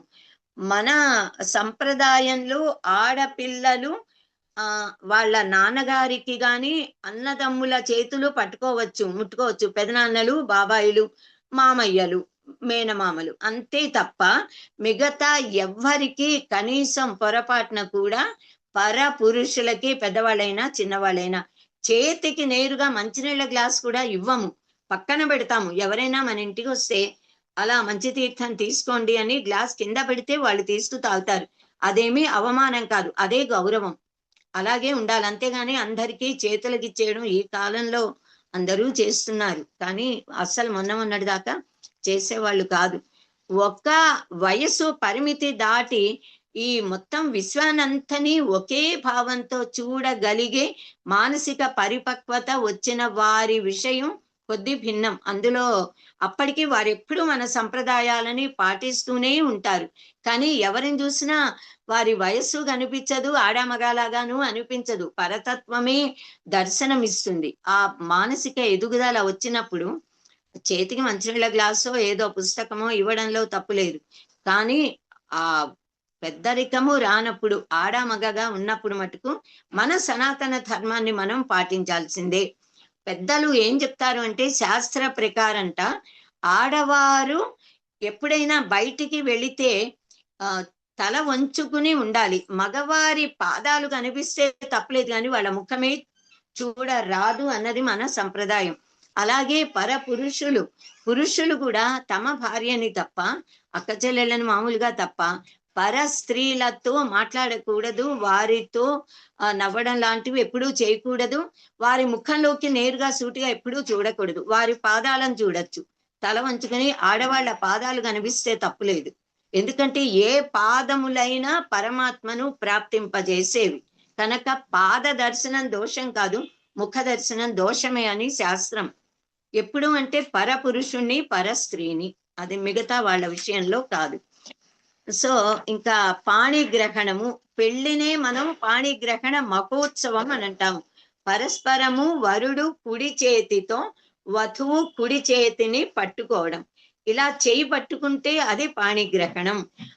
సీతామాత వివాహ సమయంలో కూడా జనక మహారాజు ఇయం సీత మమ సుత ఛాయేవానుగత తవ ప్రతీచ్ఛ చైనాం భద్రం తే పాణిం గృహ్ణీష్వ పాణిన అని అంటారు. అంటే ఇదిగో ఈమె, ఇయం సీత, ఇగో ఈ అమ్మాయి, ఈమె సీత. అంతేగాని నా కూతురు సీత అని ఎప్పుడు చెప్పాడు? ముందు ఈమె సీత అని చెప్పి మమ సుత, నా అదృష్టం కొద్దీ సాక్షాత్తు ఆ ఆది పరాశక్తి జగన్మాత మహాలక్ష్మీదేవి సీతలా నాకు లభించి నాకు కుమార్తెగా వ్యవహరిస్తోంది అన్న అంత గొప్ప అర్థం ఇందులో ఉంది. ఇయం సీత, ఈమె సీత, లక్ష్మీదేవి అంశ, మమ సుత, నాకు కూతురుగా అయింది. ఛాయా ఇవ అనుగత తవ, ఇప్పటి నుంచి నీ నీడలా నిన్ను వెన్నంటి ఉంటుంది. ప్రతీచ్ఛ ఏనాం, నువ్వు ఈమెని స్వీకరించు. పాణిం గృహ్ణీష్వ పాణిన, నీ చేత ఆమె చేయిని పట్టుకో, అదే వివాహం అంటూ ఆయన అలా చెప్పారనమాట. చేతిని పట్టుకోవడం మనందరికీనే అక్కడ అంటే చెయ్యి పట్టుకునేటప్పుడు కూడా మంత్రాలు ఉన్నాయి మన శాస్త్రంలో. ఏకాగ్ని కాండంలో అక్కడ ఆ మంత్రాలు చెప్తూ ఆ వధువుని వరుడు వెళ్ళి ఆ బ్రహ్మగారు ఆ మంత్రం చెప్తుంటే అతను చెప్పి ఆమె చెయ్యి పట్టుకుని ఇలా నడిపించి హోమకుండం దగ్గరికి తీసుకొస్తాడు. అది పాణిగ్రహణం అన్నమాట. అథైనా ఉత్తరయ దక్షిణేన హస్తేన గృహీత్వా అగ్నిమప్య ఆనీయ, అలా ఏవో మంత్రాలు. సో అక్కడ ఇలా ఆమెను తీసుకొచ్చి అగ్నిహోత్రుడి దగ్గరికి అప్పుడు లాజల హోమం చేస్తారనమాట. అలా చేయబట్టి తీసుకుని రావడం అన్నది మనందరికీ కూడా సుకన్య కాదు, ఆ వృషపరుడి దేవయాని కథ, కచ్చ దేవయానుల కథ మీ అందరికీ తెలిసే ఉంటుంది భారతంలోది. యయాతి మహారాజుని దేవయాని ఇలా బలవంతాన అతన్ని అంగీకరింపచేసి వివాహం చేసుకుంటుంది. శర్మిష్ఠ దేవయాని స్నేహితులు అనమాట. శర్మిష్ఠేమో రాజుగారి కూతురు, దేవయాని శుక్రాచార్యుల వారి కుల గురువు రాక్షసులకి. రాక్షసరాజు కూతురు శర్మిష్ఠ, గురువు కూతురు దేవయాని. చెలికత్తెలతో వీళ్ళందరూ ఏదో జలకాలాడడానికి వెళ్తారు. వాళ్ళ పై వస్త్రాలన్నీ ఏదో నది తీరంలో పెట్టి జలకాలాడి బయటికి వచ్చి కట్టుకునేప్పుడు పొరపాటున ఆ శర్మిష్ఠ దేవయాని వస్త్రాన్ని కట్టుకుంటుంది. దేవయాని వస్త్రము శర్మిష్ఠకి మిగులుతుంది అనమాట. మిగతా వాళ్ళందరూ కట్టుకుంటారు. శర్మిష్ఠ దేవయానిది కట్టుకుంటుంది. దేవయానికి శర్మిష్ఠది మిగిలేటప్పటికీ నేను బ్రాహ్మణ కన్యని, మీ గురువు గారి కూతురిని, నాకు ఒక క్షత్రియ కన్య కట్టి విడిచిన వస్త్రము నేను కట్టడమా అని, నా చీర నువ్వు ఎలా కట్టావు అని ఆమె మీద కోపం తెచ్చుకుని ఇద్దరు మాట్లాడుకోవడం. మీ నాన్నగారు గురువే అయినా కూడా మా నాన్న మహారాజు, పిల్లలకు ఉంటుంది కదా, మా నాన్నగారి దగ్గర మీ నాన్నగారు పని చేస్తున్నారు అంటూ ఆ అమ్మాయి అంటుంది. ఇద్దరికి కోపాలు మాట అనుకునేటప్పటికీ అలా నడుస్తూ వస్తూ ఉంటారు. సరే అదే కట్టుకుంటుంది ఈ అమ్మాయి, ఇక ఆ అమ్మాయి వదలలేదు కనుక. సో వెళుతూ శర్మిష్ఠ దేవయానిని ఇలా తోసేస్తే అక్కడ చిన్న కందకం, ఏనుగులని పట్టుకోవడానికి కందకాలు దవ్వుతారుగా, అందులో పడిపోతుంది. శర్మిష్ఠ ఆవిడ రాజకూతురు కదా, ఆమెతో పాటు చెలికత్తలందరూ వెళ్ళిపోతారు. దేవయాని ఒక్కతే ఇందులో పడిపోయి ఉంటుంది.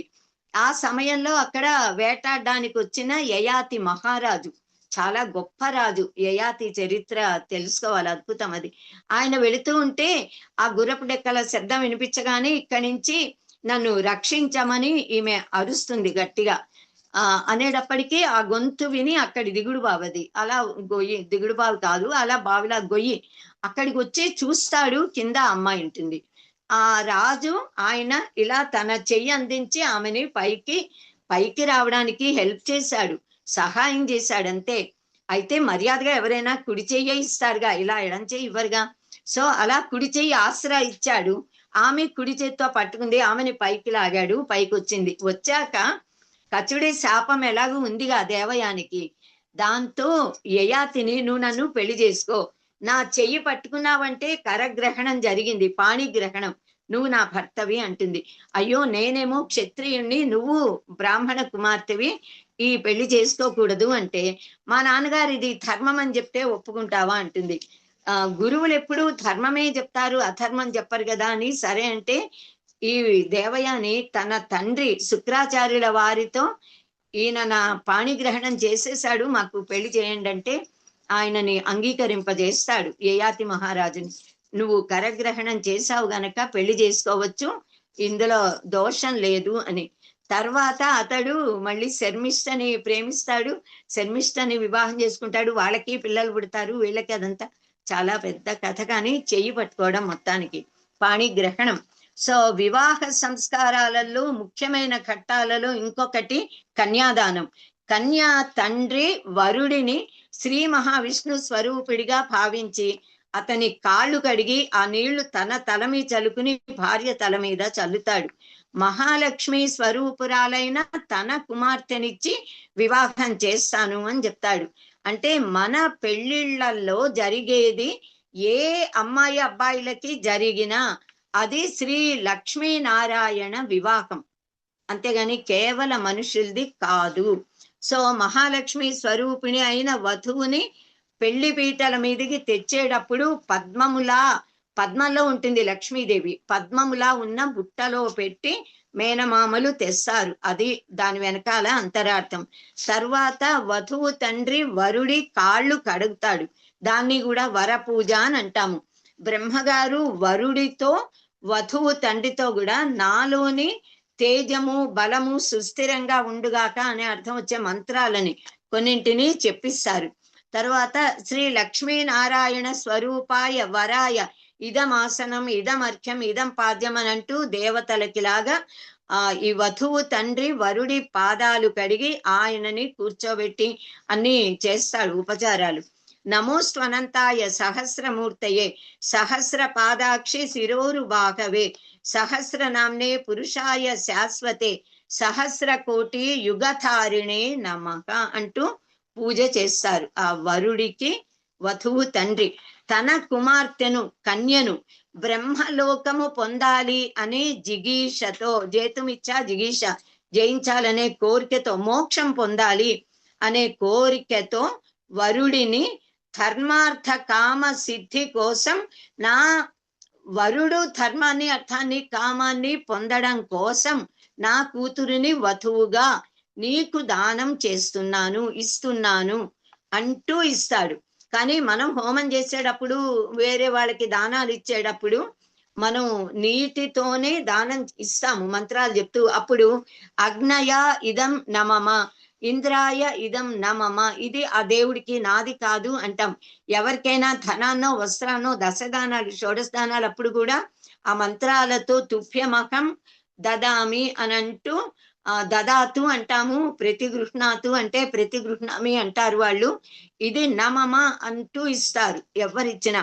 కానీ ఒక్క వివాహ సమయంలో మటుకు అమ్మాయి తండ్రి నమమ అనడు, ఇస్తున్నా అంటాడు. గాని కన్యా దానం ఇచ్చాడు, ఇచ్చినా తమ కూతురే. కన్యాం కనక సంపన్నాం కనకాభరణైర్యుతాం దాస్యామి విష్ణవే తుభ్యం బ్రహ్మలోక జిగీషయ కన్యే మమాగ్రతో భూయాః కన్యే మే దేవి పార్శ్వయోః కన్యా మే సర్వతో భూయాః త్వద్దానాత్ మోక్షమాప్నుయాం విశ్వంభర సర్వభూత సాక్షిణ్యః సర్వదేవతాః ఇమాం కన్యాం ప్రదాస్యామి పితॄణాం తారణాయ వై కన్యాం సాలంకృతాం సాధ్వీం సుశీలాయ సుధీమతే ప్రయతోహం ప్రయచ్చామి ధర్మ కామార్థ సిద్ధయే అంటూ బంగారం వంటి సుగుణాలు కలిగిన సర్వ సువర్ణ ఆభరణాలతో భూషితురాలైన నా ఈ కుమార్తెను బ్రహ్మలోకాన్ని జయించాలనే కోరికతో శ్రీ మహావిష్ణు స్వరూపుడివైన నీకు దానం ఇస్తున్నాను. నా కుమార్తె నా ముందు ఉండాలి, నా రెండు పక్కలా ఉండాలి, నా వెనకాల ఉండాలి, నాకు అంతటా అన్ని వైపులా ఎప్పటికీ ఉండాలి. ఈమెను నీకు దానం చేయటం ద్వారా నేను మోక్షాన్ని పొందుదునుగాక అని సర్వత్రా నిండి ఉన్న భూమాత ఇందుకు సాక్షి. సర్వదేవతలు సాక్షులు. నా పితృదేవతలు తరించడానికి నా కుమార్తెను దానం ఇస్తున్నా. సాధ్వి అయి సాలంకృత అయిన ఈ కుమార్తెను గుణవంతుడు బుద్ధిమంతుడు అయిన నీకు ధర్మార్థ కామ సాధన కోసం ఇస్తున్నాను, ఈమెని స్వీకరించు అంటూ దానం ఇస్తాడు. అంటే కన్యాదాన ఫలం ఎంత గొప్పది అన్నది మనం గ్రహించాలి. సాక్షాత్తు ముక్తినిప్పిస్తుంది కన్యాదానం. సో కొడుకు కేవలం తనని తన తండ్రి తాతలను మూడు తరాల వారిని తరింపచేయగలుగుతాడు. కానీ కన్యాదానం వలన తనతో పాటుగా దశ పూర్వేశం దశ అపరేషం 21 తరాల వారు తరిస్తారు. అంత గొప్పది ఈ వివాహ మహోత్సవం అన్నది. సో వివాహం అయిన తర్వాత వధువు చీర కొంగుకు వరుడి ఉత్తరీయానికి కలిపి ముడి వేస్తారు బ్రహ్మగారు. దానిని బ్రహ్మముడి అని అంటాము.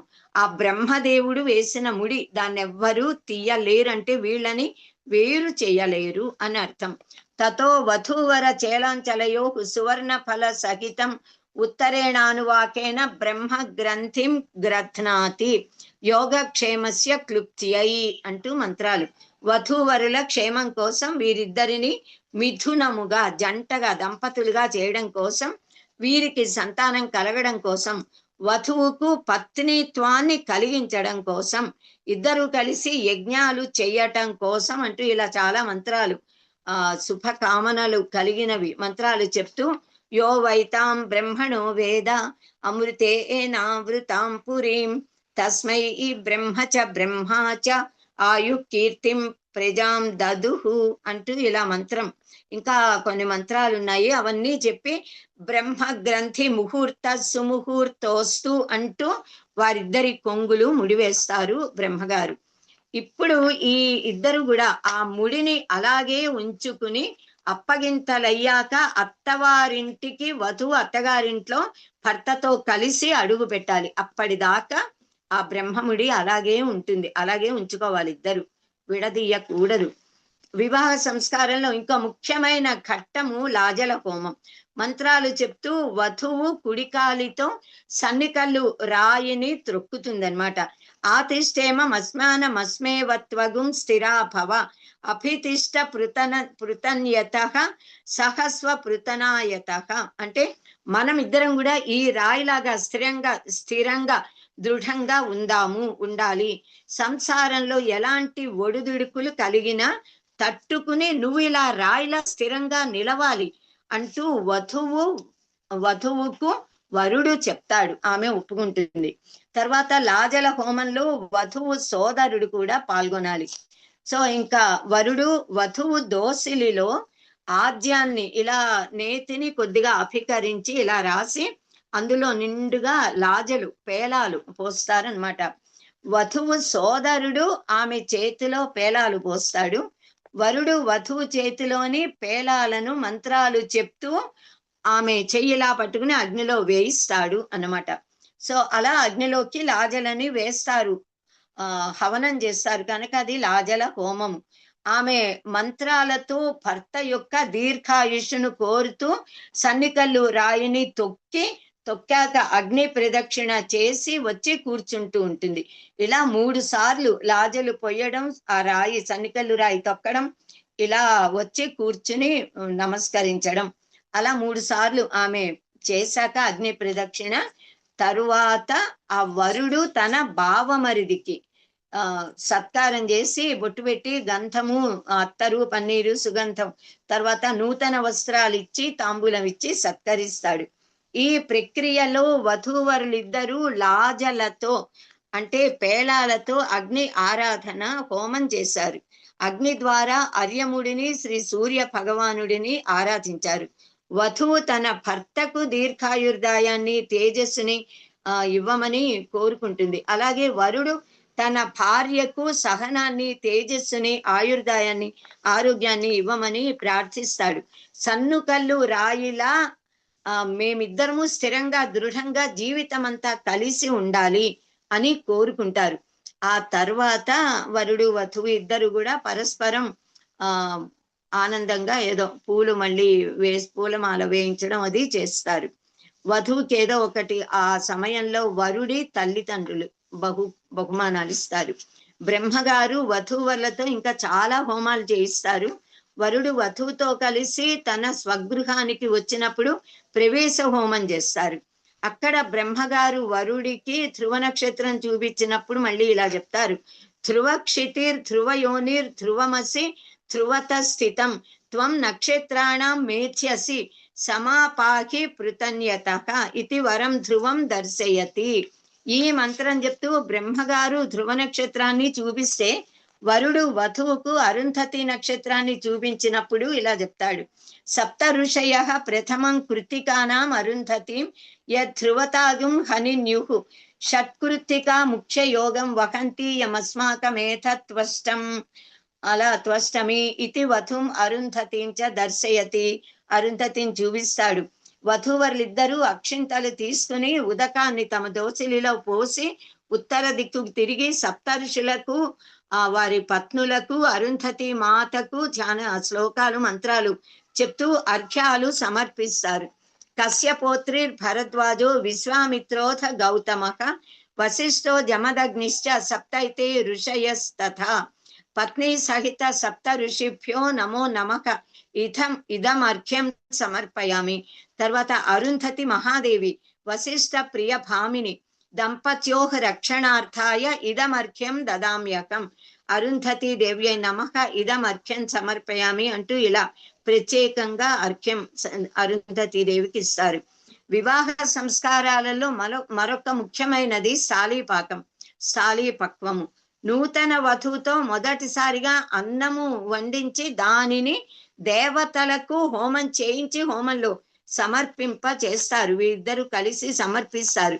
దీని అంతరార్థం ఏమిటి అంటే వివాహం అవగానే ఈ వధువు గృహిణిగా మారి ఆ యజ్ఞం కోసము దేవతలకు హవిస్సులు సమర్పించడానికి, యాగం చేయడానికి భర్తకి సహకరిస్తూ వంట చేసింది, చరువు వండింది, ఆయనకి దైవ కార్యాలు యజ్ఞ కార్యాలలో సహకరించడం ప్రారంభించింది అని అర్థం అన్నమాట. కొంతమందికి అర్థం తెలియక పుట్టింట్లో చివరిసారిగా వండుతోంది వంట అంటారు. కాదు. మరొక విశిష్టమైన అంశము నాగవల్లి. నాగవల్లిని దీన్ని నాగవల్లి సదస్యం కలిపి కూడా కొందరు చెప్తూ ఉంటారు. నాగవల్లిలో వరుడు వధువు కాళ్లకు కాలి రెండవ వేలికి 2 కాళ్లకు మట్టెలు తొడుగుతాడు. అవి కూడా పంచమాంగళ్య చిహ్నాలలో ఒకటి. వెండి ఆభరణాలు వాటిని పాదాలకి వేళ్ళకి 2వ వేలికి తొడగడం వల్ల ఆ స్థానంలోని నాడులలో స్పందన కలిగి గర్భకోశం రక్షించబడి చక్కగా అమ్మాయి గర్భవతి అవుతుంది, పిల్లలు పుడతారనమాట. భవిష్యత్తులో మనస్సుకు ప్రశాంతత కలుగుతుంది, భావోద్రేకాలు నిగ్రహించబడతాయి ఆ నరాలని అది ప్రచోదన చేయడం వల్ల. తర్వాత కన్నె పిల్లలు గుచ్చినటువంటి నల్ల పూసల మాల దండ వరుడు వధువు మెడలు కడతాడు. ఆ నల్ల పూసలు దృష్టి దోషాన్ని పోగొడతాయి, శని అనుగ్రహాన్ని కలిగింపజేస్తాయి. తర్వాత ఇది హృదయ భాగంలోకి వచ్చేలా కంఠంలో దీన్ని ఇలా ధరింపజేస్తారు. దానివల్ల దోషాలు తొలగిపోయి పూర్ణాయుర్దాయం ఇద్దరికీ కలుగుతుంది. ఈ వివాహ సంస్కారంలో పార్వతీ పరమేశ్వర సల్లాపం అనే పేరుతో ప్రధాన అంగుళీయకం అనే ఒక వేడుక జరుగుతుంది. ఒక మూత చిన్నదిగా ఉన్న పెద్ద బిందెలు వెడల్పుగా ఉన్నవి, ఆ బిందెల్లో నీళ్లు పోసి ఒక బిందె అక్కడ పెట్టి వధువుకి వరుడికి చెప్పి బ్రహ్మగారు ఒక ఉంగరం అందులో వేస్తారు, బంగారు ఉంగరం.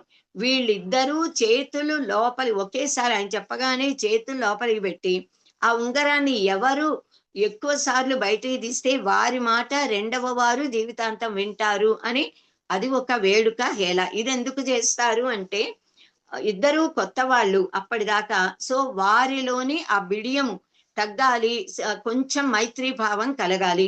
లోపలికి చేతులు పెడితే కరస్పర్శ, మొట్టమొదటిసారి భర్త కరస్పర్శ, భార్య కరస్పర్శ. దానివల్ల వాళ్ళ నరాలు ఉత్తేజితమయ్యి ప్రేమ భావన ఇద్దరికి పరస్పరం కలుగుతుంది. సో అది నిజంగానే ఎవరికి అందితే వాళ్ళు తీయచ్చు. భర్త గెలుపే తన గెలుపనే భార్య దాన్ని వదిలేయచ్చు, ఆయన తీయచ్చు. భార్యని ఆనందింప చేయాలని ఆ పిల్లవాడు వదిలేసి ఆమె తీయచ్చు. లోపల ఏం జరిగిందో ఎవరికి తెలియదు. ఎవరంతర వాళ్ళు మామూలుగా కూడా భిన్నంగా ఉండి ఆడి ఎవరంతర వాళ్ళు తీసినా తీయవచ్చు. మొత్తానికి ఇది ఒక ఆట. తర్వాత ఇది అయిపోయిన తర్వాత ఇద్దరిది కూడా వివాహ సందర్భంలో వసంతాల ఆట, బొమ్మ అప్పగింతలు చాలా వేడుకగా ఉంటాయి, వెనకాల అంతరార్థాలు ఉన్నాయి. ఇది చాలా ముఖ్యమైనది. దీని తర్వాత దంపతి తాంబూలాలు ఇప్పించడం, వధువుని వరుడికి వరుడి తల్లిదండ్రులకి అక్క చెల్లెళ్ళు అన్నదమ్ములు దగ్గర వాళ్ళకి అప్పగిస్తారు. ఆ సమయంలో వధువుకు ఒడి బియ్యం పోసి తల్లి నడికట్టు కడుతుంది. ఆ నడికట్టులో బియ్యము, పెసరపప్పు, కందపిలక వేసి కడుతుంది. కందపిలక ఒకసారి అది భూమిలో పెడితే దానంతర అదే పిలకలు వేసి వృద్ధి చెందుతుంది. అలాగే వీరి వంశం వృద్ధి చెందాలి అన్నది. ఆ బియ్యము పెసరపప్పు కూడా దేవతల అనుగ్రహాన్ని కలిగింపజేస్తాయి. సో వీటి అన్నిటి వెనకాల సామాజిక పరమైన, ఆధ్యాత్మిక పరమైన, భౌగోళిక పరమైన, ఖగోళ శాస్త్ర పరమైన కారణాలు అనేక అంతరార్థాలు ఉన్నాయి. సో వరుడిని వధువుని కూడా ఒక మంచం మీద ఓ జంపకణయో ఏదో పరిచి పక్కపక్కన కూర్చోబెడతారు. ఒక చీరను ఉయ్యాలలాగా ఇలా కడతారనమాట. అందులో ఓ చెక్క బొమ్మను పెట్టి వధూవరుల ఇద్దరి కొంగులు కలిపి కూర్చోబెట్టి ఈ బట్ట ఊయల ఉంది కదా, దాంట్లో వసంతం పోసి దాన్ని ఇలా ఇలా కలుపుతారు. ఆ ఉయ్యాలలా ఊపేటప్పటికి ఆ వసంతము వీళ్ళ ఇద్దరి ఆ వస్త్రాల మీదికి పడుతుంది. అది ఇద్దరికి కూడా అందంగా కనిపిస్తుంది. అది మధుపర్కాల మీద అది పడేలాగా చేస్తారనమాట. సో ఆ బొమ్మను తర్వాత బయటికి తీసి అమ్మాయి చేతికి ఇస్తారు. నీ భర్తతో నేను వంట చేయాలి, పాపం చూసుకో అని చెప్పమంటారు.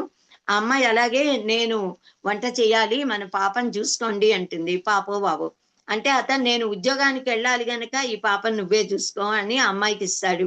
అప్పుడేమో ఆడపడుచు వచ్చి నాకు పట్టినిస్తావా, పాడి ఆవునిస్తావా? పట్టి అంటే కూతురు. నీ కూతుర్ని నాకివ్వు కోడలిగా, నా కొడుకిచ్చి పెళ్లి చేయి, లేదా నాకు పాడి ఆవునివ్వమని అంటుంది. అంటే పట్టినిస్తాను, పాడి ఆవును ఇస్తాను అని అంటూ మేనరికాలు చేసుకునే వాళ్ళు ఆ కాలంలో. ఆత్మీయత కోసం, ఆస్తి కోసం, అనేక కారణాలు, ప్రేమగా చూసుకుంటారని. సో అలా ఆ బొమ్మను ఆడబడుచు చేతికిస్తారంటే ఇంట్లో మొత్తానికి పెళ్ళయ్యాక భార్యాభర్తలు పిల్లల్ని ఎలా చూసుకోవాలి అన్నదానికి. తర్వాత ఆడబడుచుకి చక్కగా బొట్టు, పసుపు, కుంకుమ, గంధము, గాజులు అన్నీ ఇచ్చి చీర జాకెట్టు, పట్టు చీర జాకెట్టు, తాంబూలము, పూలు పళ్ళన్నీ కానుకగా ఇస్తారు. అక్షింతలు ఇచ్చి ఆమె పెద్దదైతే నమస్కరించి ఆశీర్వాదం తీసుకుంటారు. సో ఈ కార్యక్రమం వల్ల కూడా నూతన దంపతుల్లో ఉన్న బెరుకు తగ్గుతుంది, సాన్నిహిత్యం కలుగుతుంది. ఆడబడుచు యొక్క ప్రాముఖ్యత అనేది అర్థమవుతుంది. మన దగ్గర ఆడపిల్లని ఎప్పటికీ అన్నదమ్ములు చూసుకోవాలి, తల్లిదండ్రుల తర్వాత కూడా. తర్వాత ఆ వధువు అంగవస్త్రం పైన 2 వస్త్రాలుగా కడతాం మనం, మధుపర్కాలు. ఆ పై వస్త్రంలో తల్లి బియ్యం పోసి పెసరపప్పు కందపిలక వేసి కట్టి దాన్ని నడికట్టులా చుట్టూ తెచ్చి నాపి దగ్గరికి ఆ బియ్యం పెసరపప్పు కందపిలక ఉన్నది వచ్చేలా నడికట్టు కడుతుంది. ఆ నడికట్టుతో జాగ్రత్తగా ఆమె అత్తవారింట్లో అడుగు పెట్టాలి. బ్రహ్మముడి ఉంటుంది, నడికట్టు ఉంటుంది. సో తర్వాత ఈ పెసరపప్పు చాలా చలవ చేస్తుంది, బియ్యం చంద్రుడికి ఇష్టము, పసుపు కుంకం వేస్తారు, మాంగళ్య ద్రవ్యాలు. ఈ చిన్న పిలక కందపిలక తామర తంపరల వంశాభివృద్ధిని సూచిస్తుంది. ఆ తర్వాత దీన్ని ఇంట్లో వాళ్ళు వాడుకోవచ్చు, అత్తగారింట్లో అడుగు పెట్టాక అవి తీయచ్చు. సో అప్పగింతల సమయంలో అత్తవారింట్లో వాళ్ళందరినీ కూర్చోబెట్టి ఆ అప్పగింతల సమయంలో బ్రహ్మగారు ఆ ఒక మంత్రం చెప్పిస్తారనమాట. అంటే వధువు తండ్రి వరుడి చేతులకి ఇలా 2 చేతులకు కూడా తన కూతురి చేతికి పాలు అద్ది వాళ్ళకి అద్ది ఈ చేతులు ఆ చేతుల్లో పెట్టి చెప్తారు. అష్టవర్ష భవేత్ కన్యా పుత్రవత్ పాలితామయ ఇదానీం తవ దాస్యామి దత్తాం స్నేహేన పాలయ అంటూ. ఈ అమ్మాయిని 8 ఏళ్ళు కొడుకులాగా పెంచా కూతురైనా, ఇప్పుడు నీకు అప్పగిస్తున్నా, ఈ అమ్మాయిని స్నేహ భావంతో కాపాడుకో అని. అలా ఆ వరుడికి, తల్లిదండ్రులకి, ఆడబడుచులు, బావగారులు, మరుదులు అందరికీ అప్పగిస్తారు. అత్తింటి వాళ్ళందరినీ ఈ అమ్మాయి మీ ఇంటి సభ్యురాలు, ప్రేమగా చూసుకోండి అని. వాళ్ళందరూ అంత ప్రేమగాను ఉంటారు. అలాగే ఈ అమ్మాయి కూడా వాళ్ళందరితోనూ అంత ప్రేమతో, భక్తి గౌరవాలతో ఉండాలి. సో అత్తింట్లో అడుగు పెట్టేటప్పుడు గుమ్మం మీద గ్లాసులో లేక చిన్న చెంబుతో నిండా ధాన్యం కానీ బియ్యం కానీ పోసి దాని మీద 1 రూపాయి నాణెం ఉంచి ఈ అమ్మాయిని సుతారంగా కుడికాలి ఆ బొట్టన వేలుతో అలా దాన్ని తన్ని అడుగు లోపలికి పెట్టమంటారు. అంటే ఈ అమ్మాయి అత్తవారింట్లో అడుగు పెడుతున్నప్పుడే వారింట్లో సిరులు పొంగాలి, ఆనందాలు ఉప్పొంగాలి అని దాన్ని ధాన్యం చెంబుని ఇలా అని అమ్మాయి అలా ఆ మహారాణిలా అడుగు పెట్టమ్మా అని కొత్త కోడల్ని అత్తగారు ఎంతో ప్రేమతో స్వాగతిస్తుంది. ఆ ప్రేమ అమ్మాయి నిలబెట్టుకుంటూ వారింటిని నందనవనం చెయ్యాలి. సో వివాహం అయ్యాక అమ్మాయికి భర్త సర్వస్వం అవ్వాలి. మితం దదాతి పిత మితం భ్రాత మితం సుతః అమితస్య హి దాతారం భర్తారం కాన పూజయేత్ అంటారు వ్యాస భగవానులు నల దమయంతుల చరిత్రలో అనుకుంటా. తండ్రి గాని అన్నతమ్ములు ఎంత ప్రేమున్నా ఒక ఆడపిల్లకి కొద్ది సుఖాన్ని పరిమితంగా మాత్రమే ఇస్తారు. అపరిమితమైన ఆనందాన్ని కేవలం భర్త మాత్రమే ఇవ్వగలడు, మిగతా వాళ్ళు ఇవ్వలేరు. అలాంటి భర్తని ప్రేమించకుండా భార్య ఎలా ఉండగలుగుతుంది? సో ఇలా ఎన్నో ఘట్టాలు ఇంకా ఉన్నాయి, అంతరార్థాలు ఉన్నాయి. సో ఈ వివాహ సంస్కారం అనేది ఒక క్రతువు, గొప్ప పండుగ. దీని గురించి మనందరికీ తెలుసు. కానీ ఇందులో ఏమేమి ఘట్టాలు ఉన్నాయి అన్నది మాత్రమే చెప్తాను. కేవలం వాటిని ఒక్కదాన్ని కూడా ఇంకా వివరించను, ఇప్పటికే కాలం అతీతం అయిపోతుంది. సో ఈ వివాహ సంస్కారం అన్నది, వివాహం అంటే ఏంటి అన్నది మనం తెలుస్తున్నాం కదా. కన్యావరైతే రూపం, మాతా విత్తం పితా శృతం, బాంధవాహ కులం ఇచ్చంతి, మృష్టాన్నం ఇతరే జనాక అని చెప్పారు. సో అమ్మాయి అందంగా ఉన్నాడా లేదా అని చూసుకుంటుందిట. సో ఏదైనా తల్లిదండ్రులే చూసి నిశ్చయిస్తారు. అసలు పెళ్లి అనగానే ఏమేం పనులు ఎలా చేయాలి, అది ఎందుకు వివాహం అనేది ఒక్క క్రతువు, అది ఎలా సుసంపన్నం అవుతుంది, వివాహ సంస్కారంలో ఏమేమి ఉన్నాయి అన్న పేర్లు ఇప్పుడు మనం సంక్షిప్తంగా చెప్తా. వరసలో ఇంకా నంబర్లు చెప్పను, చాలా అయ్యాక చివరికి నంబర్ చెప్తా. 1వది పెళ్లి చేయాలి అనే సంకల్పం అమ్మాయి తల్లిదండ్రులకి, అబ్బాయి తల్లిదండ్రులకి రావాలి. 2వది కన్యావరణం, దైవజ్ఞుల చేత నిశ్చయితాంబులాలకు వివాహానికి సుముహూర్తాలు పెట్టించుకోవటం, లగ్న పత్రిక వ్రాయించుకోవటం. పెళ్లి ఎలా జరపాలో మగ పెళ్లి వారి ప్రాంతీయ పద్ధతులను గురించి మధ్యవర్తుల సమక్షంలో ఇరు పక్షాల వారు మాట్లాడి నిర్ణయించుకోవటం. వివాహ నిశ్చయమైన తర్వాత ఇంటికి వెల్ల వేయించి, రంగులు వేయించి, ముగ్గులు పెట్టించి పెయింటింగ్ అది చేసుకోవడం. శుభముహూర్తంలో నిశ్చయ తాంబూలాలు తీసుకోవటం, వినాయకుడికి ముడుపు కట్టడం, పెళ్లి పనులు ప్రారంభించడం. ముందు పసుపు కుంకుమలు ఇంటికి తీసుకురావాలి, దానితో ప్రారంభించాలి. పెళ్లి పత్రికలు వేయించడం. నేటి కాలంలో పెళ్లి పత్రికలు వేయించడంతో పాటు వెంటనే పెళ్లి నిశ్చయించుకోగానే చేయవలసిన పనులు కొన్ని ఉన్నాయి. అదేంటి అంటే జనరల్ గా హాల్ బుక్ చేయడం, క్యాటరర్స్ మాట్లాడడం, ఇలాంటివి ముఖ్యం. వీడియోగ్రాఫర్లు అవన్నీ మళ్ళీ దొరకరు అని. సో తర్వాతది మొదటి పత్రికను కుల దైవానికి, ఇష్ట దైవానికి ఇచ్చి ఆ దేవతలను మా ఇంట్లో జరిగే ఈ వివాహానికి వచ్చి మమ్మల్ని ఆశీర్వదించండి అని వారిని పూజించి ప్రార్థించాలి. తర్వాత పెళ్లి పిలుపులు మొదలు పెట్టాలి. ఆ పిలుపులు పెద్దవాళ్ళ దగ్గర నుంచి మొదలు పెట్టాలి. ఎప్పుడు ఇద్దరు కూడా వారి బంధువులలో ఉన్న వృద్ధ దంపతులు, అత్యంత దగ్గరి వాళ్ళు ఎవరుంటే వాళ్ళు, అమ్మాయికో అబ్బాయికో పెళ్లి కూతురు పెళ్లి కొడుకు వాళ్ళ నాయనమ్మ తాతలు ఉంటే వాళ్ళకే ముందు ఇవ్వాలి, ఇంటివారే అయినా. అమ్మమ్మ తాతలు ఉంటే వాళ్ళకి ఇవ్వాలి. మేనత్త మేనమామలు ఇలా దగ్గర బంధువు దగ్గర దంపతులకి ముందిచ్చి తర్వాత మిగతా వారికి ఇవ్వాలి. సో తర్వాత మంగళ స్నానాలు చేయించడం, పసుపు దంచడం, పెళ్లి కొడుకుని చేయడం, పెళ్లి కూతురుని చేయడం. మంగళ స్నానాలు చేయించాలి పెళ్లి రోజు. పెళ్లి రోజున వధూవరులు వారి తల్లిదండ్రులు తోడ పెళ్లి కొడుకుని, తోడ పెళ్లి కూతుర్ని కూడా నియోగించుకుని మంగళ స్నానాలు చేయించాలి. విడిది ఏర్పాట్లు చేసుకోవాలి. ఎదుర్కోలు, మగ పెళ్లివారు తరలి రావటం, ఆడపెళ్లివారు ఆహ్వానించడం. ఫలహారాల ఏర్పాటు. పురోహితుడు లేక బ్రహ్మగారు వరుని తల్లిదండ్రులతో వరునితో వినాయక పూజ చేయించాలి. మంటపారాధన, అగ్ని ప్రతిష్టాపన, అగ్ని పూజ. పెళ్లికి అంకురార్పణ చేయాలి ఆ పాలికలలో. దీక్ష, రక్షాబంధన, ధారణ. తర్వాత నాంది దేవతల పూజ, పితృదేవతల పూజ, సమావర్తనం, స్నాతకోత్సవం జరిపించాలి వరుడితో. ఇందులో మొదటి భాగం వపన సంస్కారం, 2వది కాశీయాత్ర, 3వది ఇలా హోమాలు ఇవన్నీ ఉంటాయి. తర్వాత కాశీయాత్ర. కాశీయాత్ర తర్వాత కన్యావరణము, అమ్మాయిని ఎన్నుకోవడం, బావమరిది రావడం. సదస్యము, లగ్న పత్రిక చదివి పెళ్లికి ఇద్దరిని ఆహ్వానించుకోవడాలు పరస్పరం. పురోహితుడు లేక బ్రహ్మగారు వధువు తల్లిదండ్రులతో గణపతి పూజ చేయించడం, దీక్షా రక్షాబంధ ధారణ చేయించి వధువుకు మంగళ గౌరీదేవి మంత్రాన్ని ఉపదేశించి గౌరీ పూజ చేయించటం.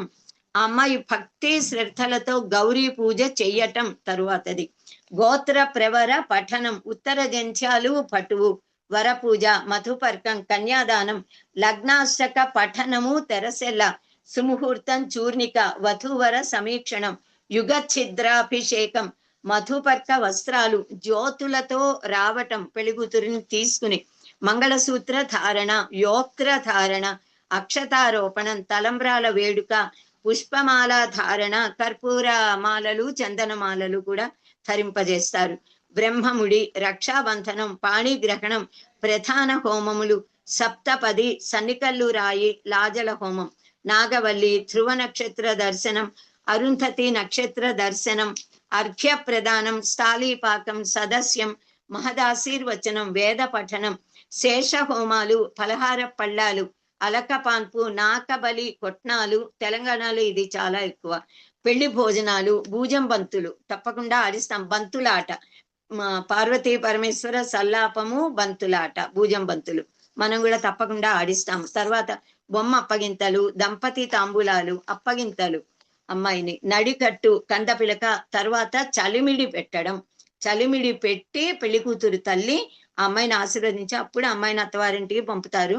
ఆ తర్వాత మళ్ళీ కాపురానికి పంపడం భిన్నంగా ఉంటుంది. అప్పుడు మళ్ళీ సారెనివ్వటం, దృష్టి దోషాన్ని పరిహరించడానికి దిష్టి తీయడం, దిష్టి తీసి వధువు వరుడి విడిది గృహ ప్రవేశం, తర్వాత వధువు అత్తగారింట్లో భర్తతో కలిసి గృహ ప్రవేశం చేయడం, అక్కడ అమ్మాయి దీపం పెట్టడం, తర్వాత మర్నాడు సత్యనారాయణ వ్రతం, తర్వాత భోజనాలు, 3 నిద్రలు, వరుడి ఇంట్లో ముందు 3 నిద్రలు, తర్వాత వధువు పుట్టింట్లో 3 నిద్రలు, అక్కడ తొలి రాత్రిని ఏర్పాటు చేస్తారు. ఆ సమయంలో గర్భాధాన సంస్కారము బ్రహ్మగారు వచ్చి చేస్తారు, వీళ్ళకి చేయిస్తారు. సో వధువుకు ఒడిబియ్యం పోసి మళ్ళీ చలిమిడి పెట్టి కొత్త చీర జాకెట్టు పెట్టి ఇవ్వవలసిన అనుకున్నవన్నీ ఇచ్చి చక్కగా అత్తగారింటికి కాపురానికి పంపించడం. 84వ పాయింట్. 85వది 16 రోజుల పండగ. ఇక్కడితో వివాహ సంస్కారము సంపూర్ణమై ఆ దంపతుల దాంపత్య జీవితం, గృహస్థాశ్రమ ధర్మ పాలన అన్నది ప్రారంభమవుతుంది. సో ఈ 75 అంశాలు ఇంతకుముందు చాలా వాటిని గురించి మనకి చెప్పా, కొన్ని చెప్పనివి కూడా ఉన్నాయి. అయినా పర్వాలేదు, ఇవాళ ఇక్కడితో మనం ఆపుకుని పూర్ణం చేస్తుందాము. ఎవరికైనా ఇంకొద్ది వివరంగా వినాలి అంటే ఎప్పుడో చాలా ఏళ్ల క్రితము మన వేద సంస్కృతి సమితిలోనే 2015లోనో 16లోనో నాకు గుర్తులేదు, ఎప్పుడో మర్చిపోయా కానీ కరోనా టైం అప్పుడు కదా, 2019, 20 ఆ ప్రాంతాల్లో సనాతన ధర్మం మీద చెప్పాను. అందులో ఇంకా వివరంగా ఉంది, అప్పుడు వినొచ్చు. అది కావాలనుకుంటే మీరు ఆ వెబ్సైట్ లోకి వెళ్ళి వినొచ్చు. సో ఇప్పుడు మనం ప్రస్తుతానికి స్వస్తి. మీకు ఏమైనా సందేహాలు ఉంటే అడగండి.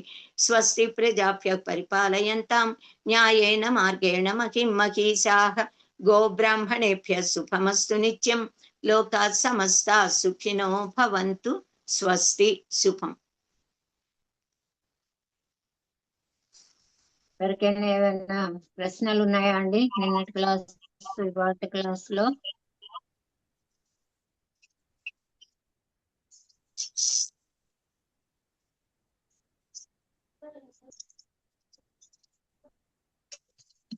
అన్ని అడుగుతాను, తర్వాత అడుగుతాను.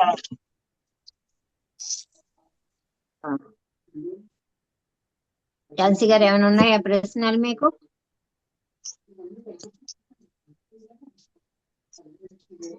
ముందు ప్రార్థన చేసుకున్నాము. అలాగే మల్లికార్జున్ గారు ప్రార్థన చేస్తారా? చేస్తున్నారండి. స్వస్తి ప్రజాభ్యః పరిపాలయంతాన్ న్యాయేన మార్గేణ మహీమహీషాః గోబ్రాహ్మణేభ్యః శుభమస్తు నిత్యం. లోకా సమస్తా సుఖినో భవంతు. కాలే వర్షతు పర్జన్యః పృథివీ సస్యశాలిని. దేశోయం క్షోభరహితో బ్రాహ్మణాః సంతు నిర్భయాః. అపుత్రాః పుత్రిణః సంతు పౌత్రిణః. అథనాః సథనాః సంతు జీవంతు శరదాం శతం. సత్యం వద ధర్మం చర స్వాధ్యాయాన్ మా ప్రమదః. సర్వే భవంతు సుఖినః. సర్వే సంతు నిరామయాః.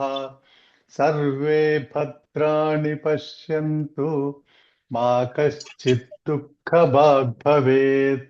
ఓం శాంతి శాంతి శాంతి. ఓం పూర్ణమద పూర్ణమిదం పూర్ణాత్ పూర్ణముదచ్యతే పూర్ణస్య పూర్ణమాదాయ పూర్ణమేవావశిష్యతే. ఓం శాంతి శాంతి శాంతి. సర్వే జనా సుఖినో భవంతు. స్వస్తి. సర్వే జనా సుఖినో భవంతు. ధన్యవాదాలండి. ఝాన్సీ గారు జనగణమన పాడవలసిందిగా కోరుతున్నాను. जनगणमन अधिनायक जय हे भारत भाग्य विधाता पंजाब सिंधु गुजरात मराठा द्राविड उत्कल वंगा विंध्य हिमाचल यमुना गंगा उच्छल जलधि तरंगा तव शुभ नामे जागे तव शुभ आशीष मागे गाहे तव जय गाथा जनगण मंगलदायक जय हे भारत भाग्य विधाता जय हे जय हे जय हे जय जय जय जय हे. जय हिंद.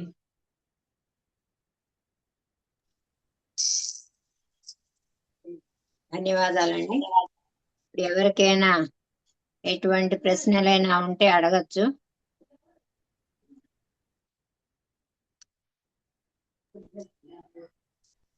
అన్మ్యూట్ చేసుకుని అడగండి.